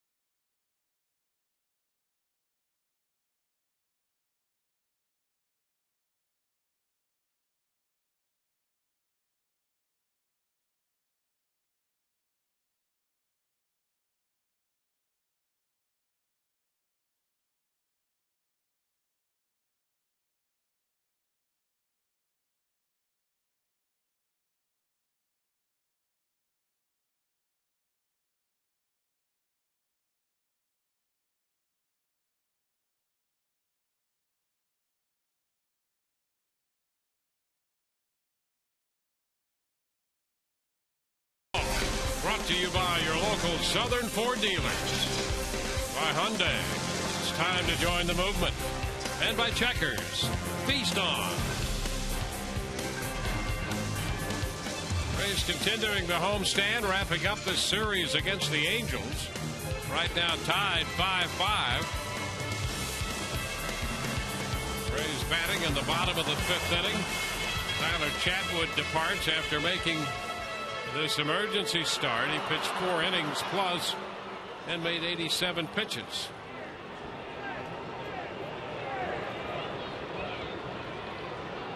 Ben Zobrist will turn around to hit right-handed. Well, most of Ben's power has come from the left side. The average a little higher from the right side this year. And the pitch from Downs is outside. Well, the inning opened on the double by Upton. Joyce walked, then against Chatwood, and now you see the matchup. 2 for 5 off Downs. Zobrist.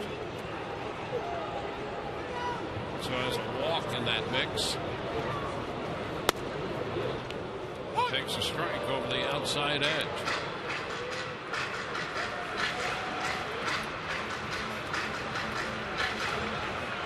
A 1-1 count.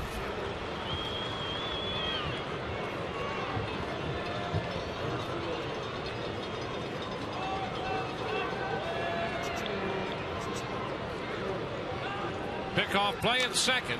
BJ back in. It was Kendrick breaking to the bag. No, BJ's been known to loiter. And then suddenly steal third.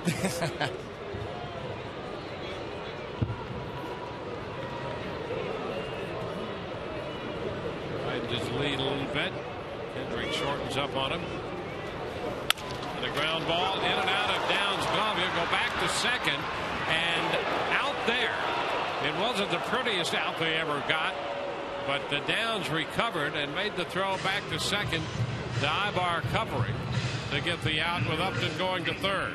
I'll tell you what, if Scott Downs, and you can never ask a pitcher to do that, but if he does not get this ball, that was a tailor-made double play ball with Howie Kendrick shaded up the middle. That would have been an easy double play for the Angels, and instead they turn it into a very difficult. Look where Kendrick is. That is about as tailor-made as you get. And then that not so pretty or tailor-made. They do get the out. Now Casey Kochman get an opportunity here to face the left-hander Downs.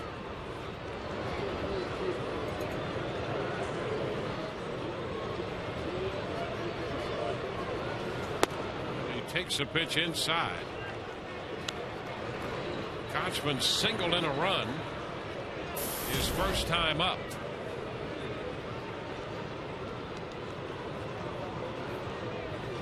As we mentioned the other night, Downs really tough against left-handed hitters. Last year they hit just a shade over 150 off. There goes the runner. The pitch, a little tap back toward the mound. Downs retreats and makes the play. With Zobrist on the move, Kochman puts the ball into play, but Downs got off the mound to make the play. Well, he didn't get enough of it and couldn't get it over the head of Scott Downs, and almost got BJ Upton hung up over there at third base. Watch BJ come down the line. This ball's tapped. See right there. If Kayaspo was over at third base, he probably fires a throw over there and they get BJ, but takes the out over at first base. Well, another gathering of Angels on the mound. Felipe Lopez will be the hitter.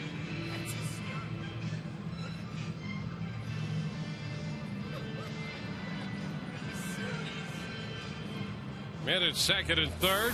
2 gone.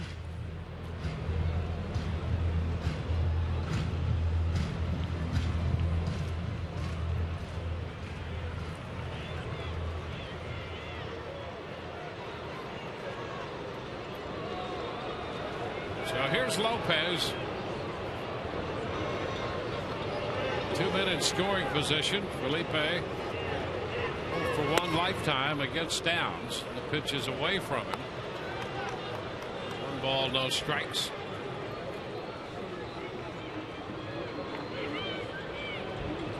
Jaso is on deck, but Shopik has moved into the on deck circle just in case.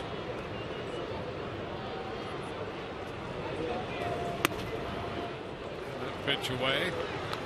2-0. 5 runs, 9 hits, and an error for the Rays. 5 runs, 5 hits, no errors for the Angels.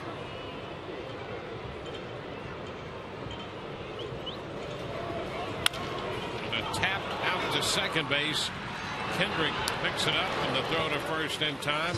The Rays do not score. They leave 2 through 5. We're tied at 5.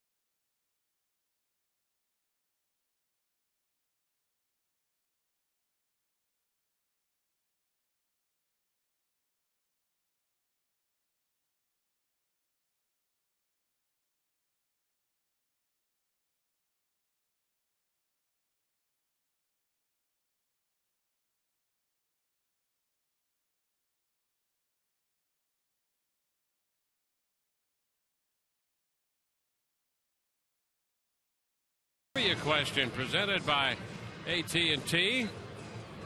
How many times have the Rays had a winning record in the month of April? They've recovered from that slow start and finished April 15-12. How many times total have the Rays had a winning record in April? That's our trivia question. Vernon Wells will lead it off in the 6th inning. Fouls the pitch right back. Strike 1. Andy Sonnenstein on the hill.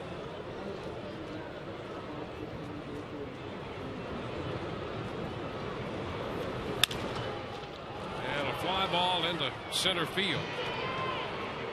Upton takes care of that. One away right now. Let's check in with Todd Callis. Todd? Dwayne, we've got Kids Sunday, Family Fun Day, the Lake Wales Little League. All this section here is Lake Wales Little League. We've got the majors, the minors, we've got T-ball, and in the back you see that sign right there. It says Lake Wales Little League, the home of Wade Davis. So Wade Davis played in this Little League a little while ago. One of these kids could be the future Wade Davis. Guys, Family Fun Day here. Back to you. Todd on another scouting expedition. Strike to Hank Conger. You just wonder what else he may find. He is a multi-talented young man.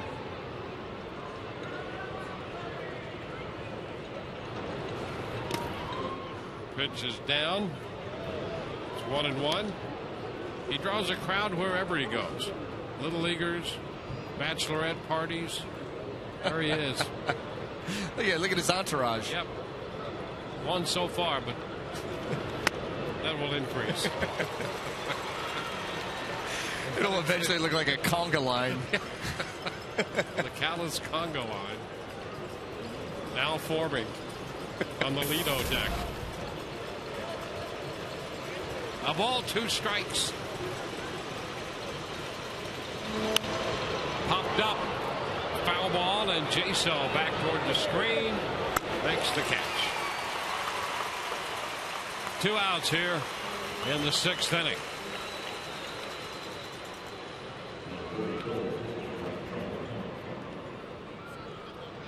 It's going to bring up the first baseman, Mark Trumbo.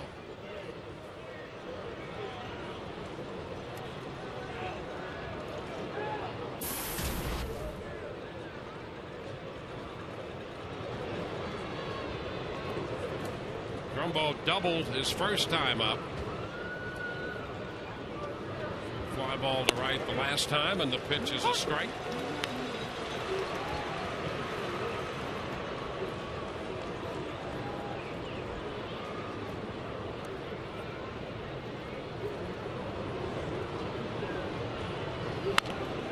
Chews it off the end of the bat. 0-2.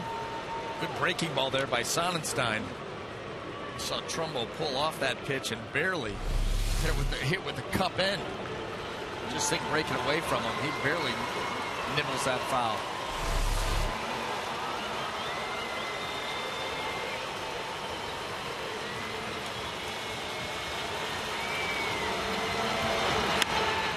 And he shoots this one into right to the left of Zobrist. Joyce makes the pickup.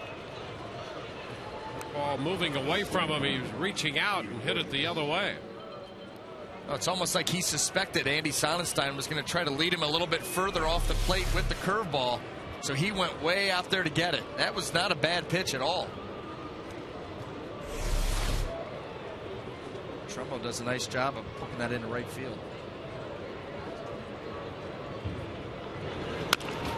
Borges chopping one foul. Well, Borges started the uprising in the 5th inning with a 1-out walk.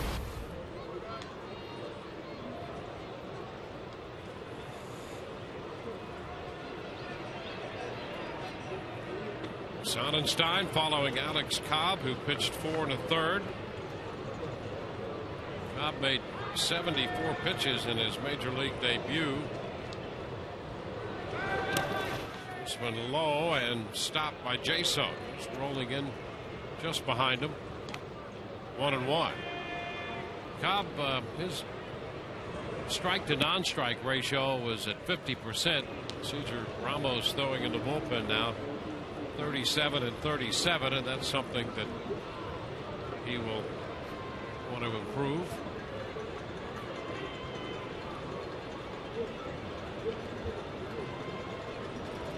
Runner goes. The pitch is down, and the throw will be in time.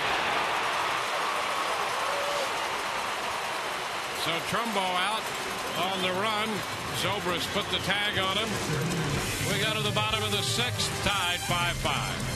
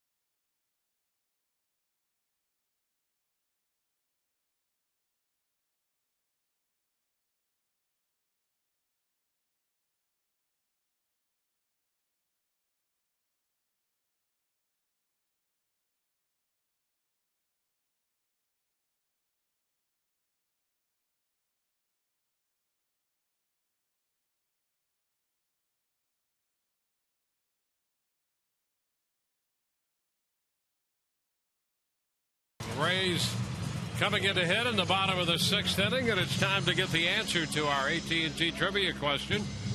How many times have the Rays had a winning record in the month of April? Counting this one, it would be 3. Finished 15-12 in April, and they went to the postseason on those other 2 seasons in which they had winning records. John Jaso to lead off here against Scott Downs in the first pitch. Breaking ball that didn't break quite as much as Downs would like, and right over the top of Jaso's helmet.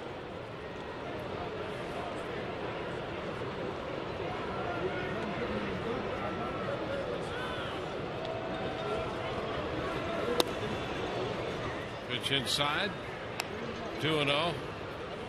Well, there's through the years, some of the records. The Rays last year 17-6, and that great year in 08, 15-12, 15-12 this year. So over 500 in those 3 seasons.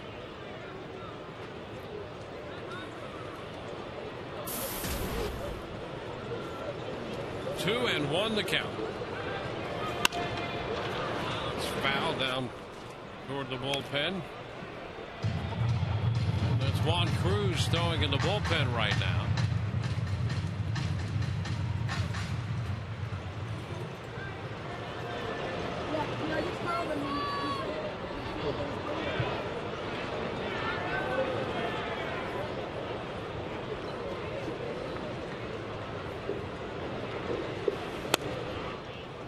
So works the count full.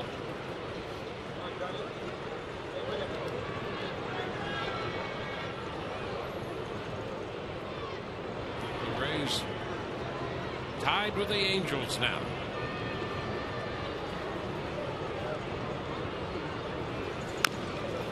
There's a tap foul, forcing another 3-2 pitch.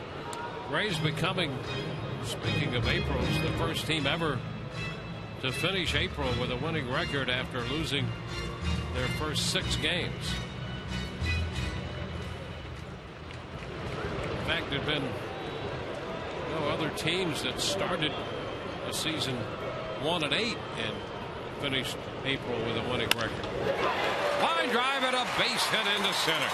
So Jaso working the count full, lines a base hit into center field, and the Rays have the leadoff man aboard. Really nice at bat there by John Jaso, laying off some tough pitches, getting the count full. He finally gets one that he can handle. Right here. Fastball, a little bit too much of the plate. See the widespread stance, not much of a stride. Lines that ball right back up the middle.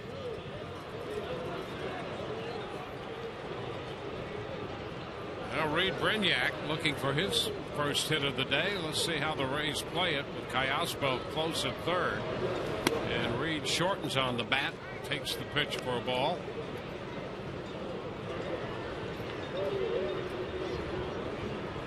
Reed will take another look at Tom Foley.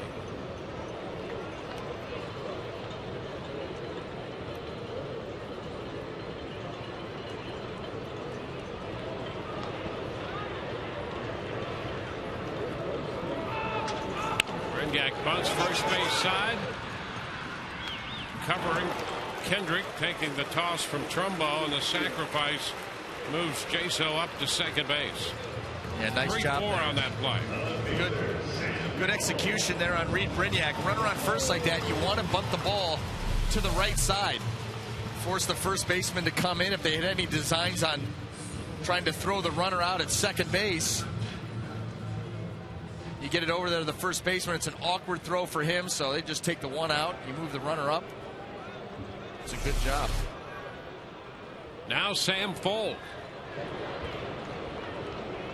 Sam against the left-hander Downs. And he bunts right side up the line. Downs will let it roll, and it rolls foul.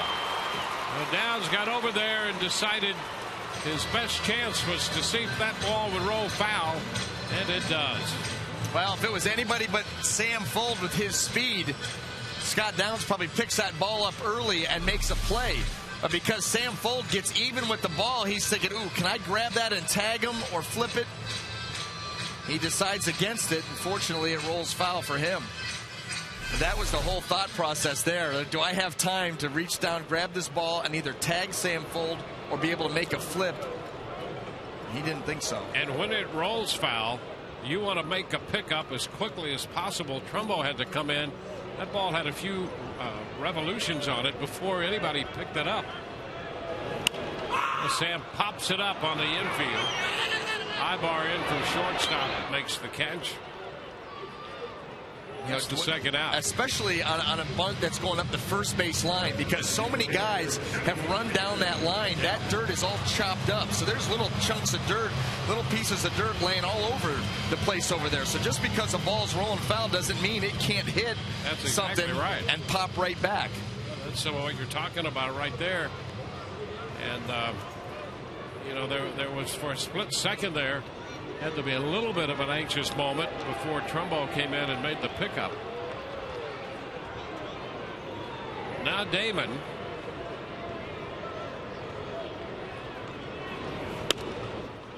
That pitch is a strike. The Rays here with a string of left-handed hitters. Downs staying in the game. Downs got credit for a full inning in the 5th, and with the lefties here working the 6th. Rays have put a man into scoring position, but now with 2 gone. Johnny fouls it back.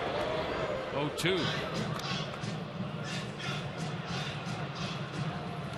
Damon 4 for 21 lifetime against Downs.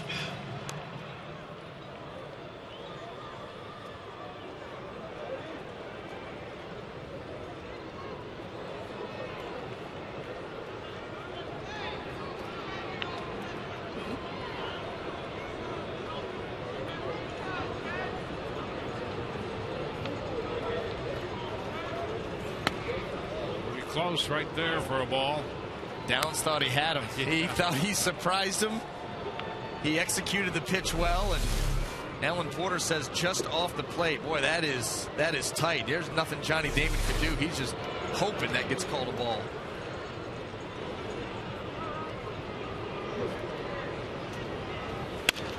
The chopper headed to second. Kendrick's throw to first. Another ground ball against Downs. We're through 6, tied 5-5.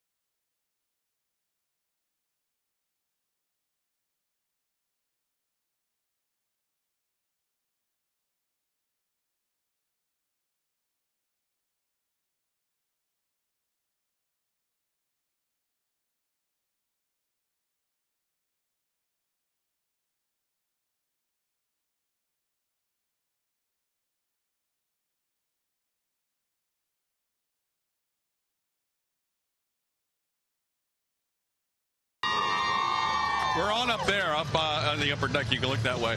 Now, I'm seeing all these. Oh, cool, look. Yeah. Are you Jesse? I am.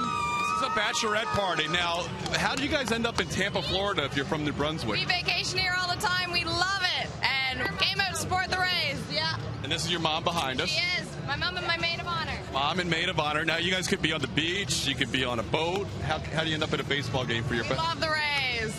Really? No better atmosphere. Now, is it true that, one of the things on the weekend that is on your checklist is to get a picture with one of the Rays players? Oh, my God. I would die. I would love that. Is it John Jaso? Yes. Shut up. Really? Well, I mean, he's in the game right now, so it's going to be very difficult. It will be difficult. But that's the goal, right? Can we pull him aside? We could try. We could try. Johnny Damon, too, is another request. Yeah. All right, believe it or not, they're going to get back to playing baseball, so you guys all wave right up there. The New Brunswick crew, guys. I know it's a Kids Sunday, but you got to go for all the stories on a day like today. Back to you. Yeah, that's one excuse. Yeah. I mean, we're not buying it, TK. Really. Every time I see him, he's surrounded by young ladies. Here's Juan Cruz, the new Rays pitcher. And the pitch to Peter Borges is low. 1 ball and no strikes. It's uncanny how every family fun day. Yeah, hey, here are the little leaguers. Yeah. Oh, yeah. And then, look right over here. How did that happen? High fly ball back into center field. BJ ranging back. He's there and makes the catch. Borges is out number 1 here in the 7th inning. Todd draws a crowd. Got a magnetic personality. Sure, that's why they were all here from Canada. I mean, they got a chance. Look, there's Todd. There he goes with it, taking a couple away.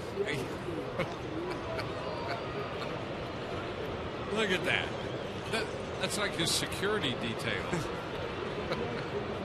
Headed up into the rafters. We should assign 1 camera there. Just keep it up in the corner of the screen. There's a strike call. Harry Guybar.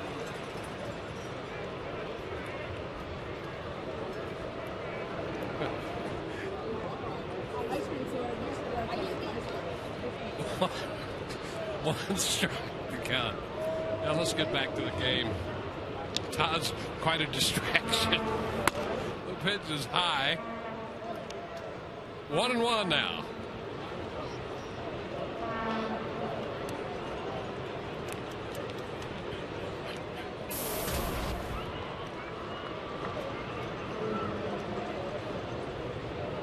Base is empty with 1 out. Ibar hitting .340 for the year.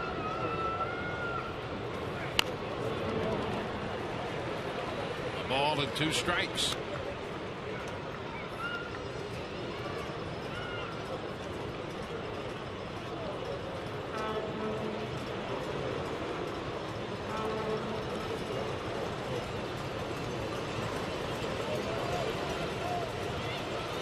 Five 6-0 for the Angels. 5-10-1 for the Rays.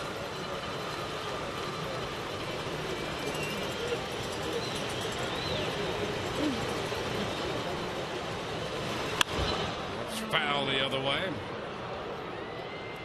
Alex Cobb worked the front 4 1/3. Andy Sonnenstein worked an inning in 2/3. And now Juan Cruz on here in the 7th.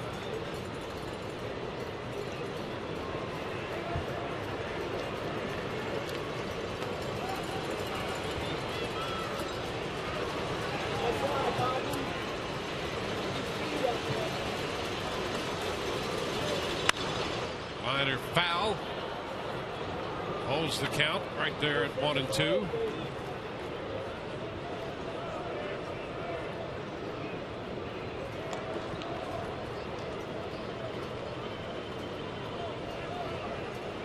Rays scored 5 in the first. The Angels a run in the second and 4 runs in the 5th.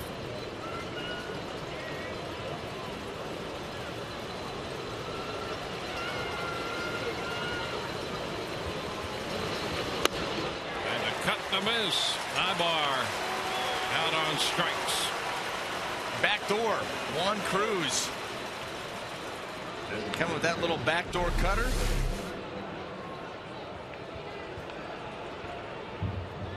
Just enough. Pick up the strikeout. 2 up, 2 down.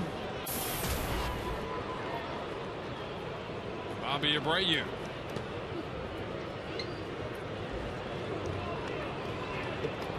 Cruz pitched an inning and 2/3 in the game Friday. Picked up a strikeout. 2 outs. Deep into the 7th. The pitch is low. Had a little drop to it. More of a slider type than the cutter. Well, that's a pitch that really, if you keep your wrist cocked back just a little bit, you can keep it same plane and cut it, get on top of it a little bit more, then you get the depth that becomes more of a slider. It really a 2-for-1 on the you can use really the same grip, and just hand placement will allow you to take it from cutter to slider. 2-0 the count.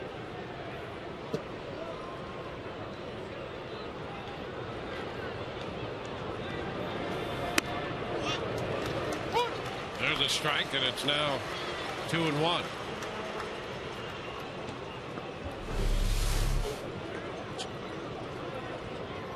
A changeup on 2-0. Try to get back into this count.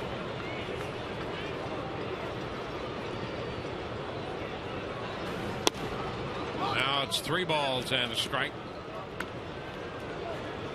Now Abreu has been on twice, including driving in a run with a base hit in the 5th when he scored. 2 for 3, and not an easy guy to pitch to. He will not help you out much. And he draws the walk. A 2-out pass. He came into the game 2nd in the league in walks through the first month of the season, and that's not unusual for him. Now, such command of the strike zone. And you're right, Dwayne, he doesn't help you out at all. I mean, he takes a swing, it's usually a pitch that's a strike. Tough to get him to chase. He stands right on top of the plate.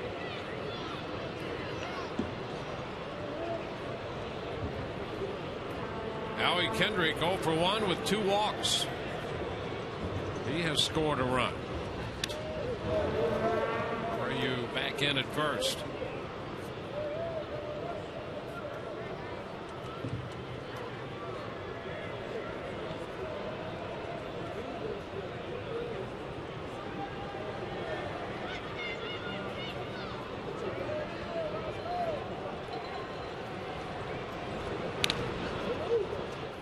Time back in.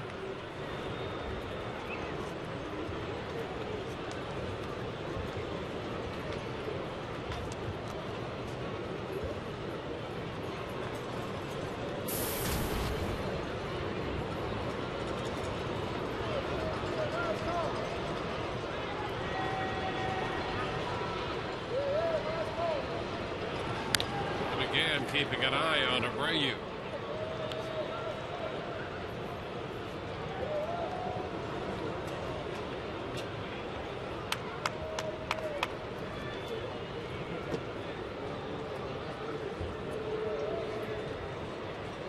Chatwood started for the Angels. Alex Cobb started for the Rays. There goes the runner. The pitch is down and the throw is in time, but the ball pops away from Zobrist, and that's a stolen base.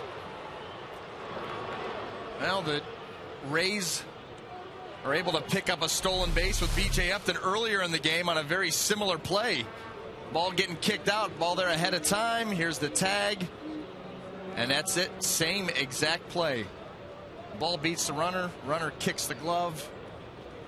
Fielder looks in dismay as the ball rolls away. Seen it 1,000 times.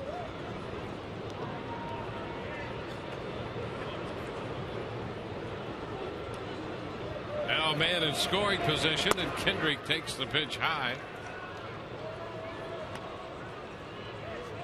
2 balls, no strikes.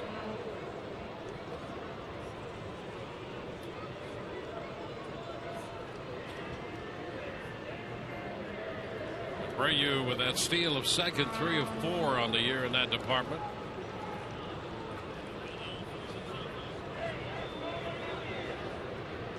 Cruz got the first 2 outs. issued the walk to Abreu, and now a move up on the steal.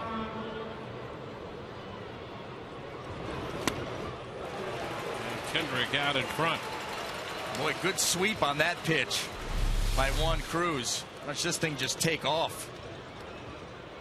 I mean, that ball's a good 3-4 inches off the end of the bat for Kendrick. Well, those are the kind of pitches, if you're a race pitcher, that you have to make to get this guy out. Yeah, you better come up with something nasty.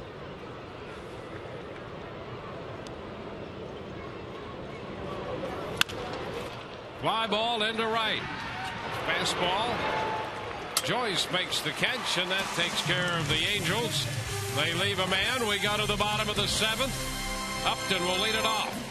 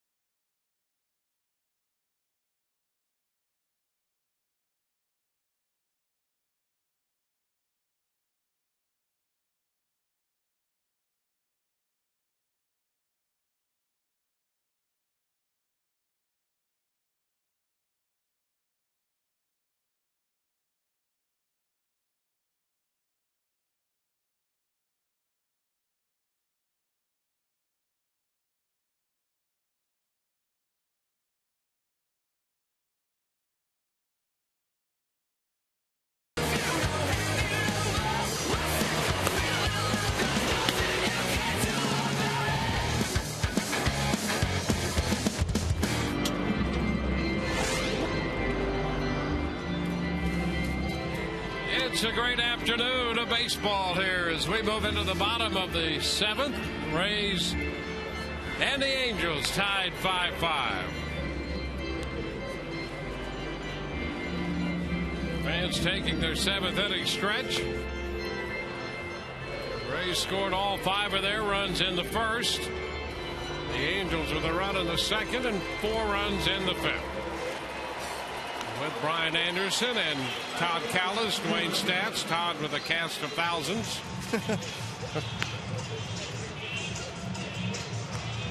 It's great to have you with us here this afternoon. Just trying to keep order. New pitcher for the Angels, Rich Thompson, the right-hander, will take over.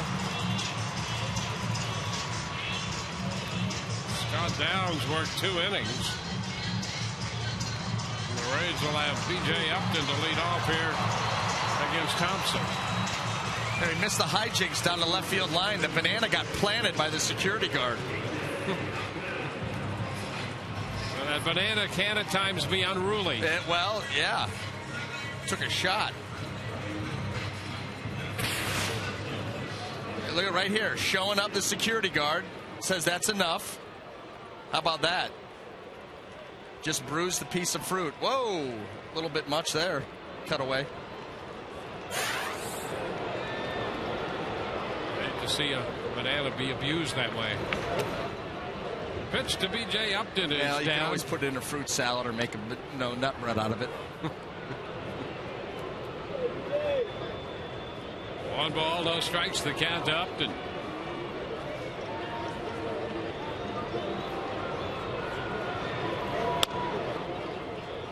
In at the knees. BJ's been on all 3 times in this game with a single walk and double.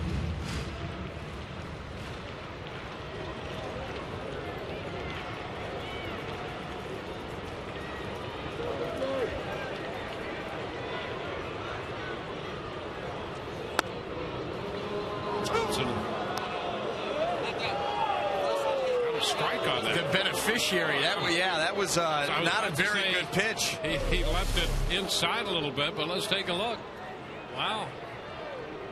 Well, there's Fox Tracks coming through. Yeah, somebody's slipping Fox Tracks a couple bucks. And Upton is out on strikes. I'll tell you what, that was a good curveball.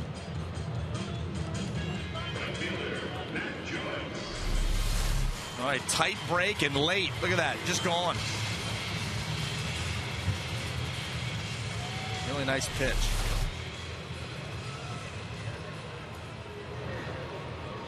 So Thompson strikes out the first man he faces. Now here's Matt Joyce.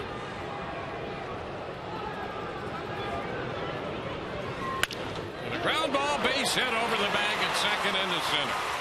Joyce on for the 4th time. Matt with 3 singles and a walk. I'll tell you what, red hot. We have talked about him in the open. I mean, this is a guy really taking advantage of the opportunity to get regular playing time out there in right field. He's been red hot as of late. 4 more at bats today, on base 4 times, 3rd hit. Not wasting any time, right back up the middle. He got things started for the Rays in yesterday's ball game in the 10th inning. Could do the same here. Well, here's Ben Zobrist. He takes a pitch for a strike. Well, Thompson, we saw him strike out B.J. Upton, and that's now 13 strikeouts in the last 7 innings he's put together. And he's been much tougher on righties than lefties so far this year. Oh, that's close over there. Be careful. Joyce back in at first base. Coming into this outing, left-handers hitting over 270 and right-handers a little over 170. Boy, that was wow, close. that was really close. We saw how open Joyce was on the stance, trying to clear those hips to be able to head to second base quickly and not have to have a big crossover step. And he almost got buckled right there. Pitch out. Nothing doing. And, you know, that's one thing. When Joyce went back to the minor leagues, there were some things that the Rays wanted him to work on. And that's one of them. You know, to go first to third. Yeah. Take a couple bases on a base hit. You know, get good jumps on balls in the outfield, but also, you know, become a better base runner. Yeah, and good base runners will cock those hips a little bit open towards second base. And that way they can clear their hips quicker. It gives you that extra split second of time. The problem is you better be ready to dive back, because as you dive back, you have to go further than if you were squared up to the pitcher. You've got to really cross over and dive back in towards that outside corner of first base. If there's any hesitation, you will get picked.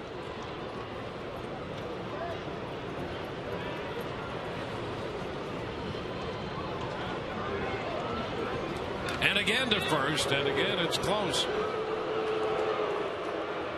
Well, you've seen how this game's going to go down. It's a battle of the bullpens. Anybody that gets on first base, they're going to try to swipe second, get a guy in scoring position. Here's another one close. Joyce trying to get that big lead. Trumbo keeps wearing out that right elbow.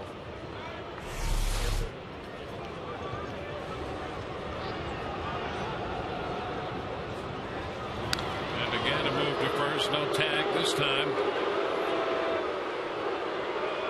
Yeah, you have 2 managers who pretty much mirror each other, and in a lot of ways 2 clubs that mirror each other. And don't think 2 managers that don't want to get the upper hand, that don't want to make the move that wins the ball game.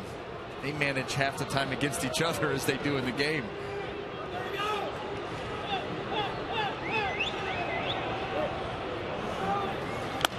Swing and a miss by Zobrist. It's 1-2. Elevated cutter. Gets above the bat of Zobrist.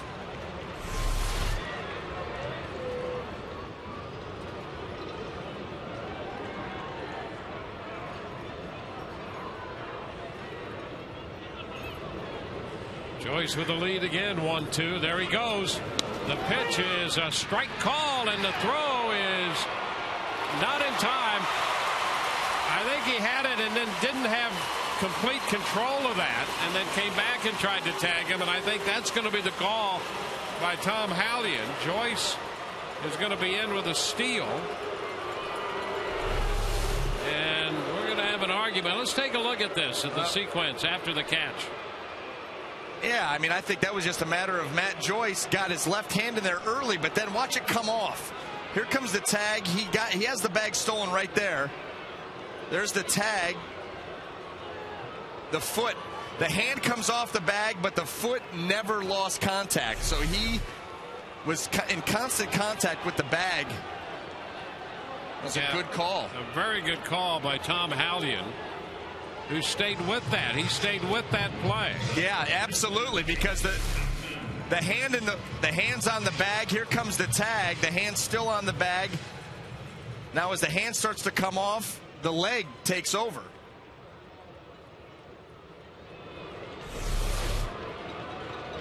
Now here's Casey Kochman. The Angels would argue there was a split second that they were not on the bag together. Down and in to Kochman. 1 ball, no strikes. Well, Kochman here with a chance to hurt his former team. Joyce at second. 2 outs, bottom of the 7th. Game tied 5-5.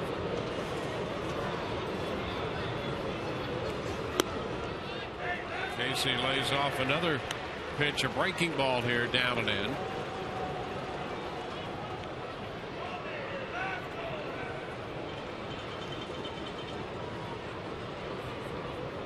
Kochman drove in a run with a base hit back in the first.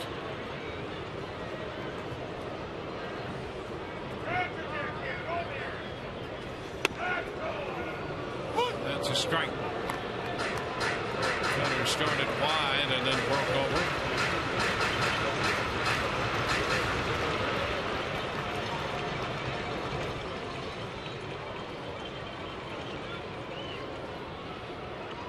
A 2-1 count. Foul ball, and again a breaking ball. That breaking in to Thompson, or to Kochman from Thompson. So the count square to Casey.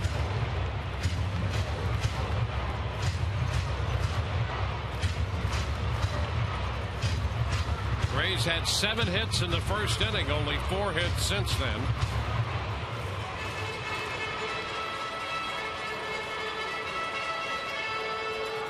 Cuddle up with your furry friend Raymond Sunday, May 15th, when the Rays take on the Orioles. First 10,000 kids 14 and under receive this plush Raymond pillowcase presented by Chick-fil-A. Visit RaysBaseball.com now. Swing and a miss. Kochman missed the curveball and is out on strikes. We head into the 8th, tied 5-5.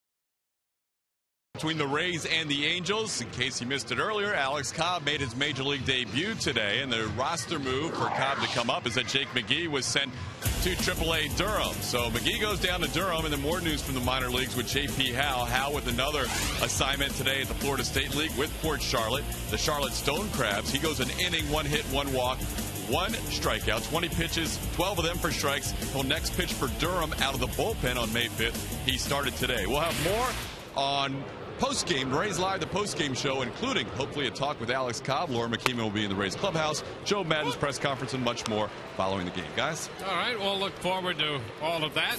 Joel Peralta, the new pitcher for the Rays, and he throws a strike to Torrey Hunter to get the 8th inning underway. Good season numbers by Peralta, on for the 14th time.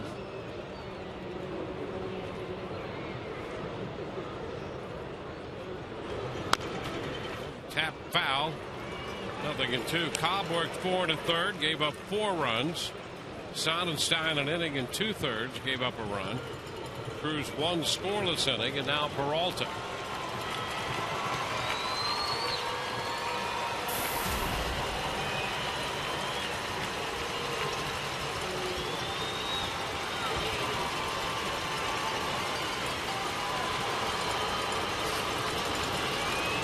Drove in a run with a fly ball to center in the 5th. That's a high pop. Foul ball this time. Kochman near the stands, not going to have a play. Peralta will make another 2-strike pitch.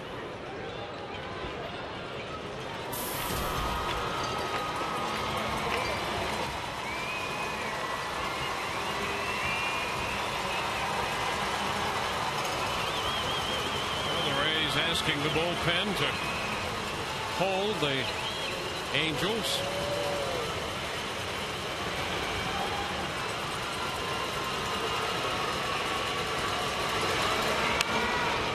Pitch is pop foul again, right side. The Angels come in hitting .259. That's good enough for 4th in the American League in team average. And through the first month, the run production and averages are as low as they've been for, I think, 19 years. Since 1992. There you go.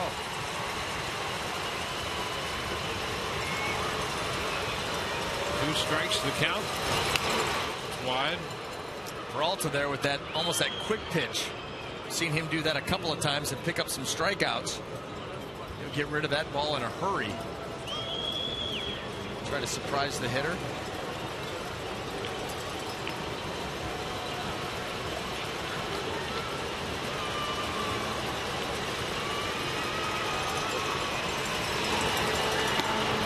Dirt. 2 balls, 2 strikes.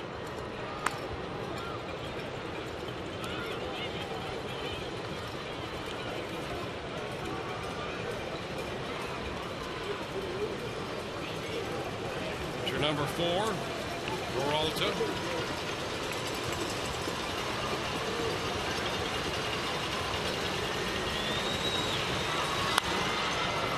Ball back.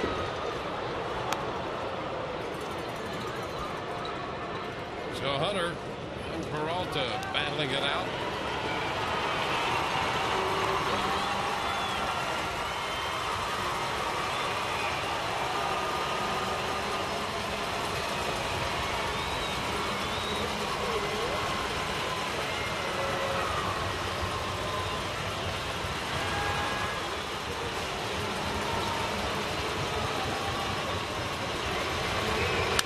And a line drive base hit into left center field.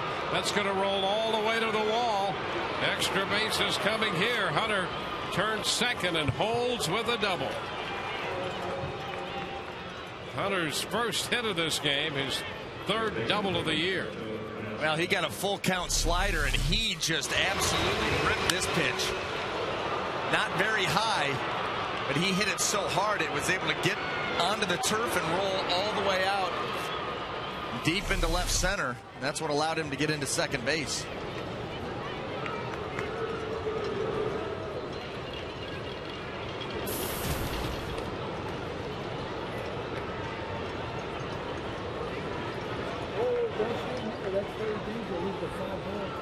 It's Callaspo. Alberto Callaspo. He pops it up. Shallow left. Cole makes the grab. So Callaspo swinging away. Hits the pop fly into left. Now that's a big out there. Mike Scioscia not happy at all.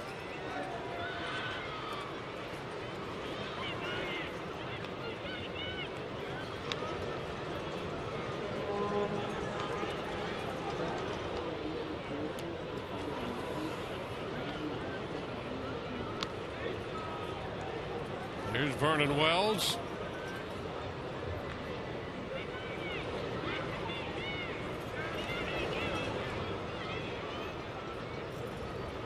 Wells with a fly ball to left. He fouled out to Jaso in the fourth. And a fly ball to center in the sixth. 3 hits lifetime off Peralta. 2 for home runs. And this pitch skips away from Jaso. Over to throw goes Hunter. He makes the turn and holds there. So the ball in the dirt. A wild pitch charged to Peralta.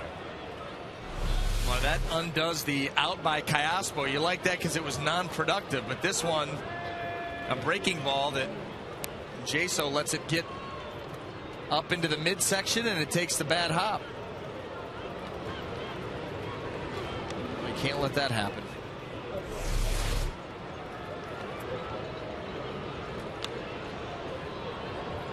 Now the infield forced to come in with 1 out. That's what that does.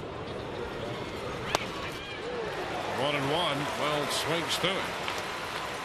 A little change of pace there by Peralta. Good pitch.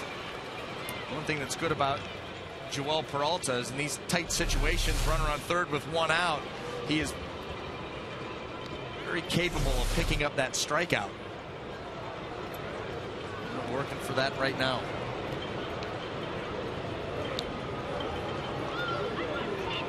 The 1-1 covered up by Jaso. Came back with that split-fingered pitch. 2-1.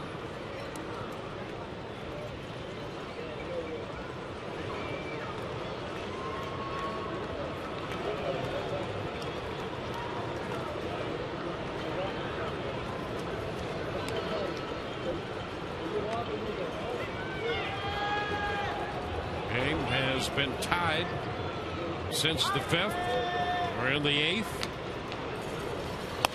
Way high. Something extra on a fastball that was up out of the strike zone. 3-1. Now he's trying to maximize effort on all these pitches, knowing that he'd like to pick up that strikeout, so he's going all out. Unfortunately, the last 2 he's kind of sprayed around.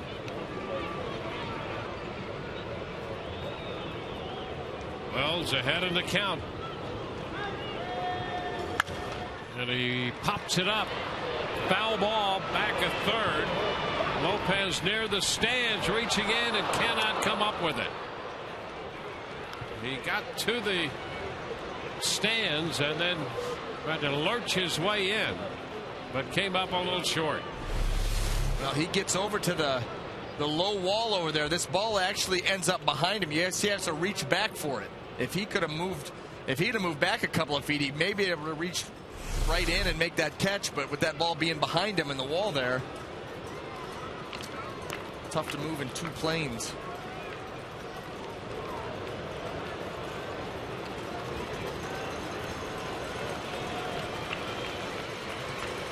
So it'll be a 3-2 pitch to be made by Peralta.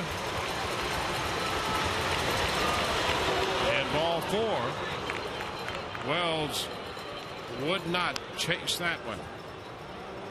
So it's 1st and 3rd. Jim Hickey heads to the mound. I think Conger is due. Conger hit the home run in the 2nd inning that got the Angels on the board.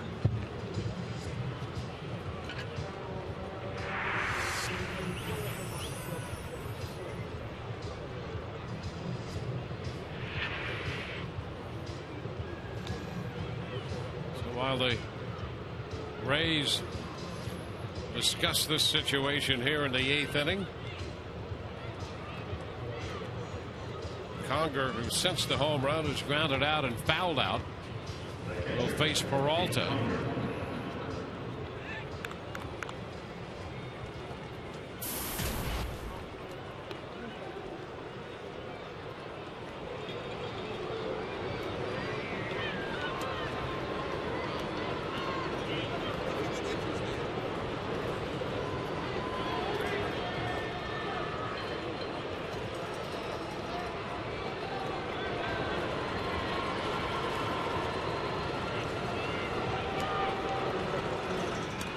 First base, Wells back in.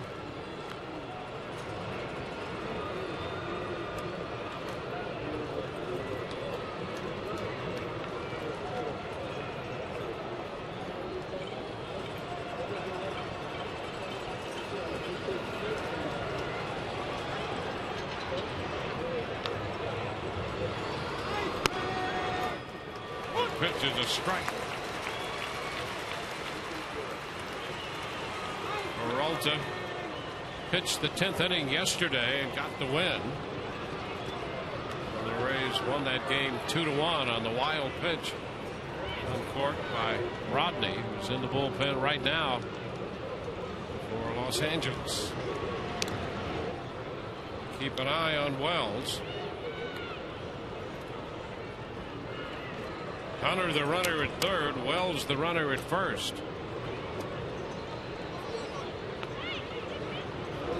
The Angels have some power in the bottom end of this order, with Conger hitting 7th and Trumbo hitting 8th.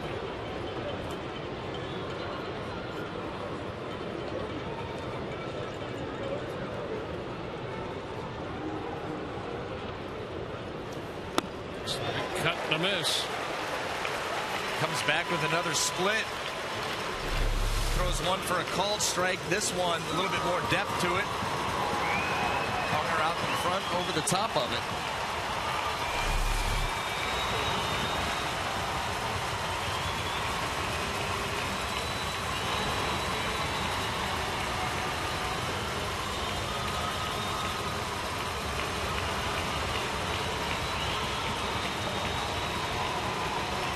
Two strikes the count to the Angel catcher. And again, a move to first base.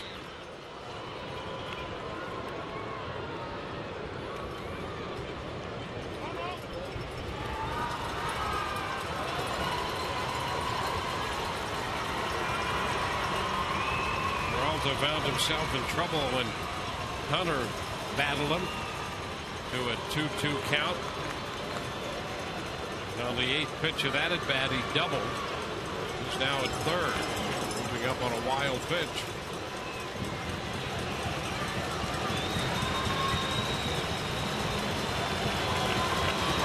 And a move over to third on that fake to first. That's that first and then go to third, with Lopez breaking to the bag, but Hunter is in there. Now right here, Peralta fakes over to first and back to third. Now Rays had set that play up by asking Peralta to go over to first so many times. Not really worried about Wells, but trying to set that up, catch Torrey Hunter napping. Pitch is up and in. 1 ball and 2 strikes. Well, that and other plays all in the Rays bag of tricks that we will see from time to time from this club.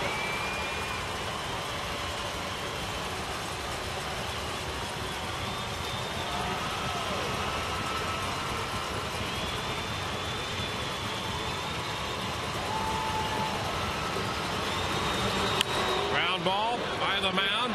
Zobrist goes to first out there. The run is scored. Now they have a man in a rundown, and Wells is tagged out.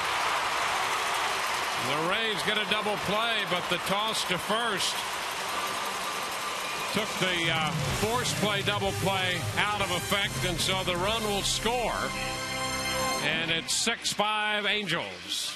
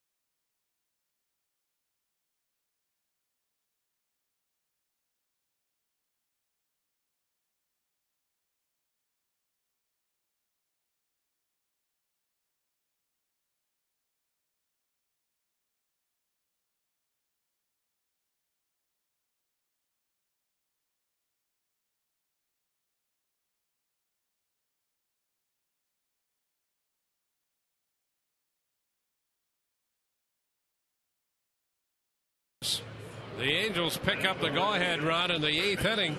The Rays wind up getting out of the inning, but on our Toyota inside look, that ball is tossed to first by Zobrist. They take away the force play double play, and the run scores. Well, Wells wisely held up right there. Rays didn't have time to turn it traditionally, and once Wells stopped and headed back, Zobrist was forced to make the throw to first. That's what allowed that Angels run to come in. And the new pitcher for the Angels is Fernando Rodney, making his 13th appearance. Losing pitcher yesterday, Felipe Lopez, the first man to face him today. Pitch down. A ball, no strikes.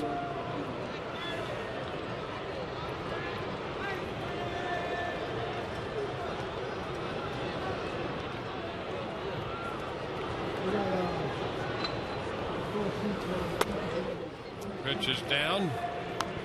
2-0. Yankees have beaten the Blue Jays 5-2, and Boston beat Seattle 3-2.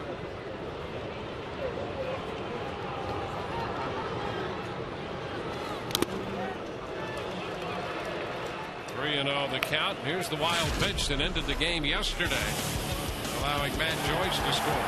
Well, Hank Conger right before that had said he wanted the pitch down.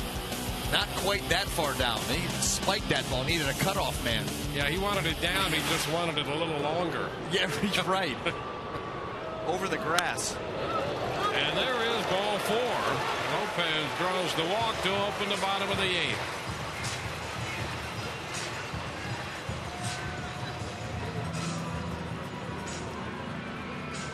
John Jaso's going to be the hitter, and Mike Butcher trots to the mound.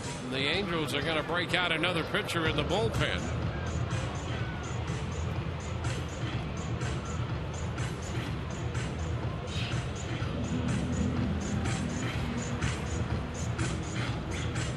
Rodney's the 4th pitcher used by the Angels today. They got 4+ innings from their emergency starter, Tyler Chatwood, who was pushed up. And Francisco Rodriguez is up now in the bullpen.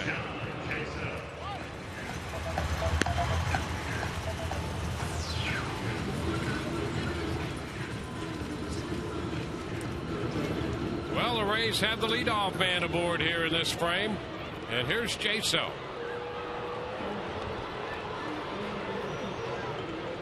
Sean Rodriguez is going to run for Lopez at first.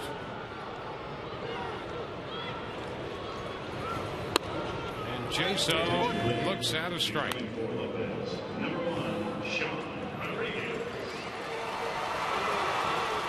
Rodriguez aboard. Lopez drawing the walk. Rays put a little bit more speed on base.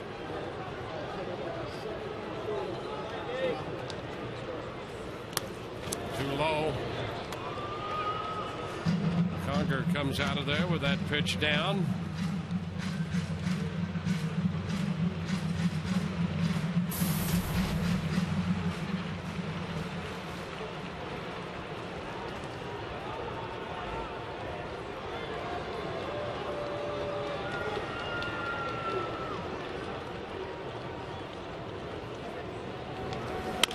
And a little chap. Trumbo down to Ibar wanted, back to Rodney covering for 2, and on the chop to first, Jaso hits into the double play started by Trumbo. And Trumbo almost let this throw get away from him. He's coming off the bag here, gets a nice hop, and then throws it right into the ground. Helped out. I mean, Ibar, what a play to scoop that, make the return throw to Rodney to get the second out. You're right here. Look at this throw. Got to go down, scoop it, avoid Rodriguez, and then make the throw over. Nice play by Ibar. There's Reed Brignac. Reed takes a strike. Brignac 0 for 2, sacrificed his last time.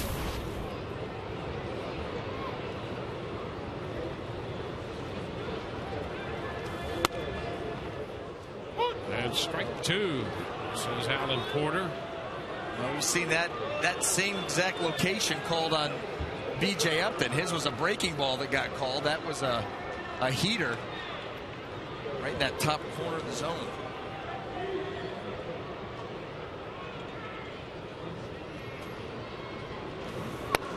It's away. A ball, 2 strikes.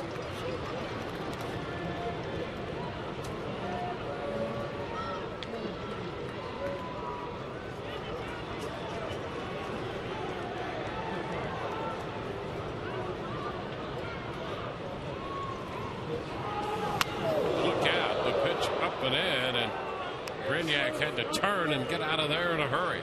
Well, Reed was leaning out over the plate looking for something away, and this ball runs way up and in.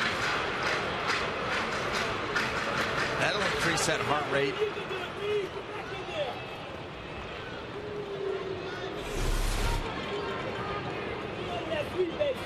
Two balls, 2 strikes.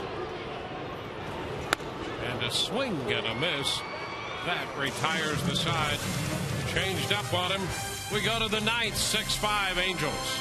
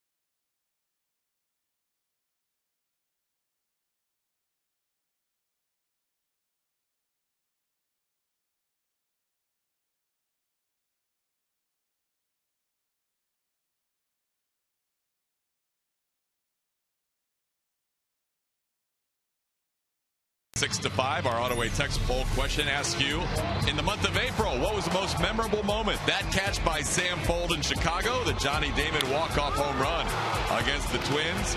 James Shields back-to-back complete games. Ben Zobrist, 10 RBIs as it does get in a doubleheader.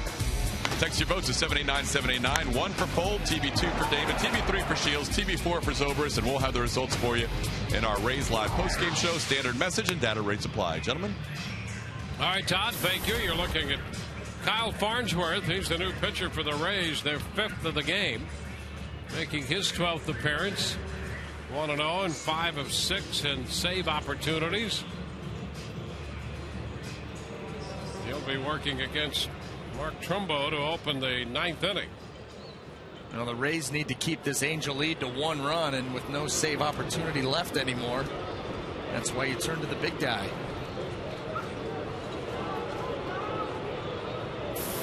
Trumbo with 2 hits in this game.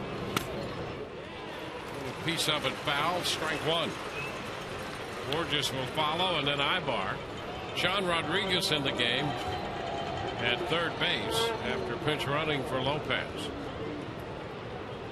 Sean had that dislocated pinky finger on his glove hand.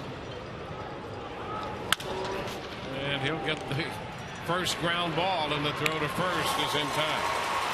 So Trumbo out of there, third to first. Rodriguez handling that one after entering the game.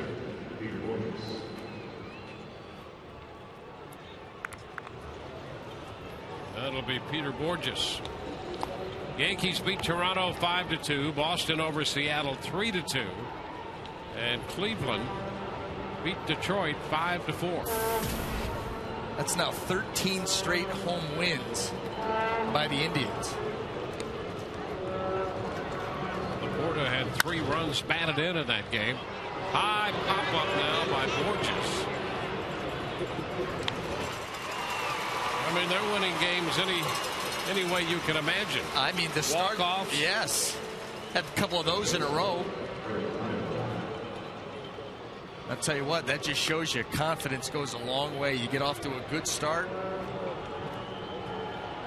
you start really feeling good about what your team's doing, and you can start rattling off some wins. That's what's made this turnaround by the Rays so impressive, to get off to a 1-8 start. Wow, you can really start licking your wounds, and that's where you got to give credit to Joe Madden and the staff for keeping everybody focused and on task. No panic. Pitch inside to Ibar, 1-0.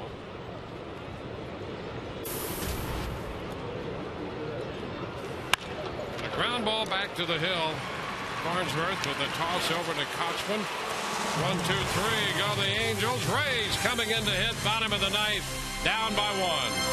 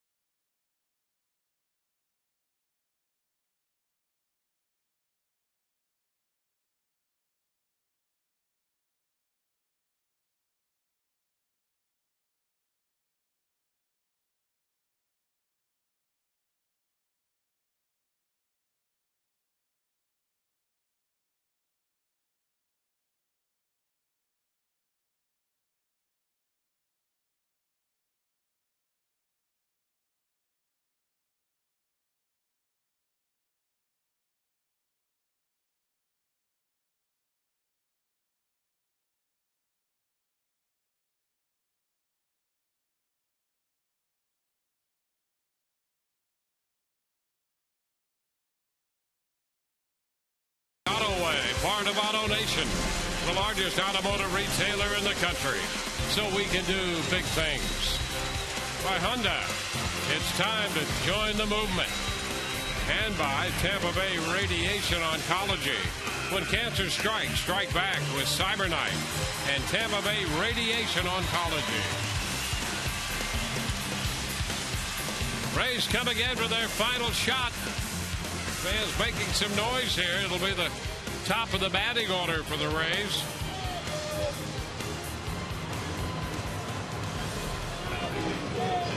The Angels scored a run in the 8th inning. Now they bring on Jordan Walden, making his 14th appearance, and 4 for 4 in the save department. His first pitch to Sam Cole, taken for a strike. Big guy, big fastball, a lot of effort. You see, really drives off that back leg and jumps at the hitter. Cole pops it up, foul ball, that's headed out of play. 0-2. Kayaspo all the way to the dugout for that one, but no chance. Walden has been throwing the ball great this entire season. In fact, it didn't take Mike Scioscia very long into the season to turn from Fernando Rodney and hand the reins to the closer's role over to Jordan Walden. He has responded. Pitch is up.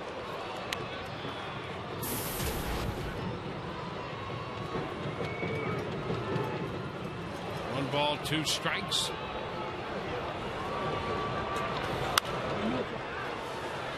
Foul out of play. Well, not a lot of at-bats for the Rays against Walden. He's a young, hard-throwing right-hander. They haven't seen a lot of him, but the at-bats put together really don't amount to a lot of offense. So he's tough. How about that pitch right there at 99? Sam Full just sticking the bat out there.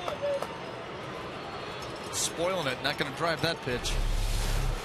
Here it is. The ball just explodes.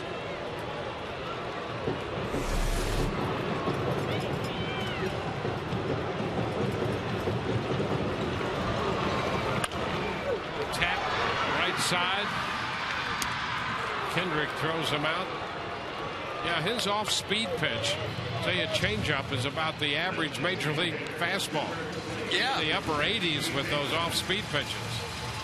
88, 89. Yeah, he's got electric stuff.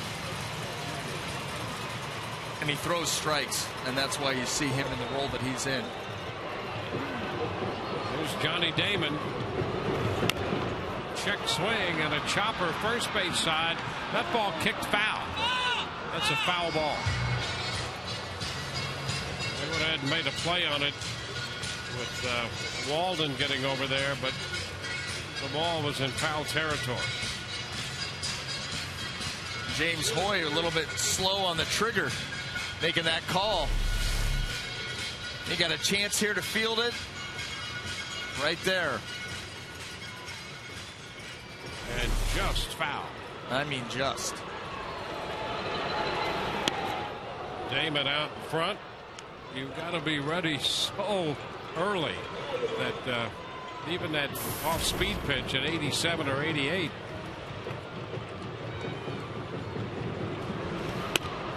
It's away.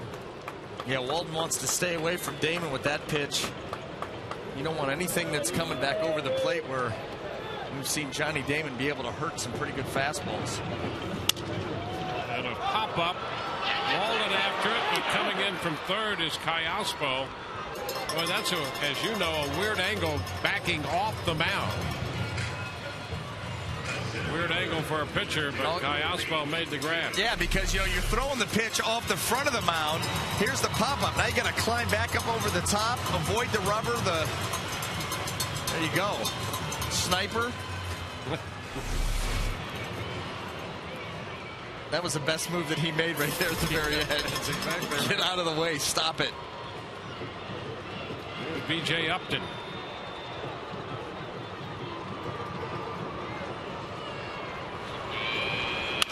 B.J. chops it back a third. Cayaspo with a long throw.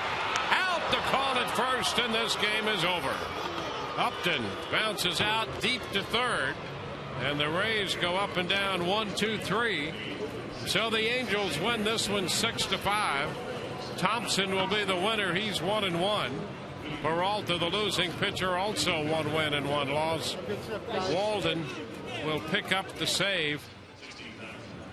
He is 5 of 5 in the save department.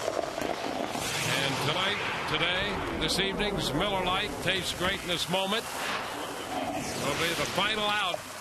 Cayaspo retreating, making a long throw over there in time to get Upton. And so the Rays drop 2 out of 3 to the Angels.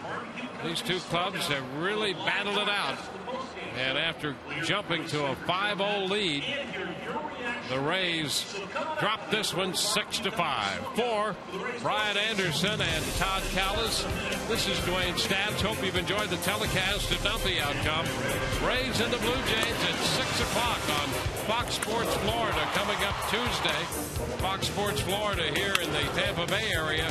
Sun Sports elsewhere. We'll be with you next on Rays Live, the postgame, and we will see you there.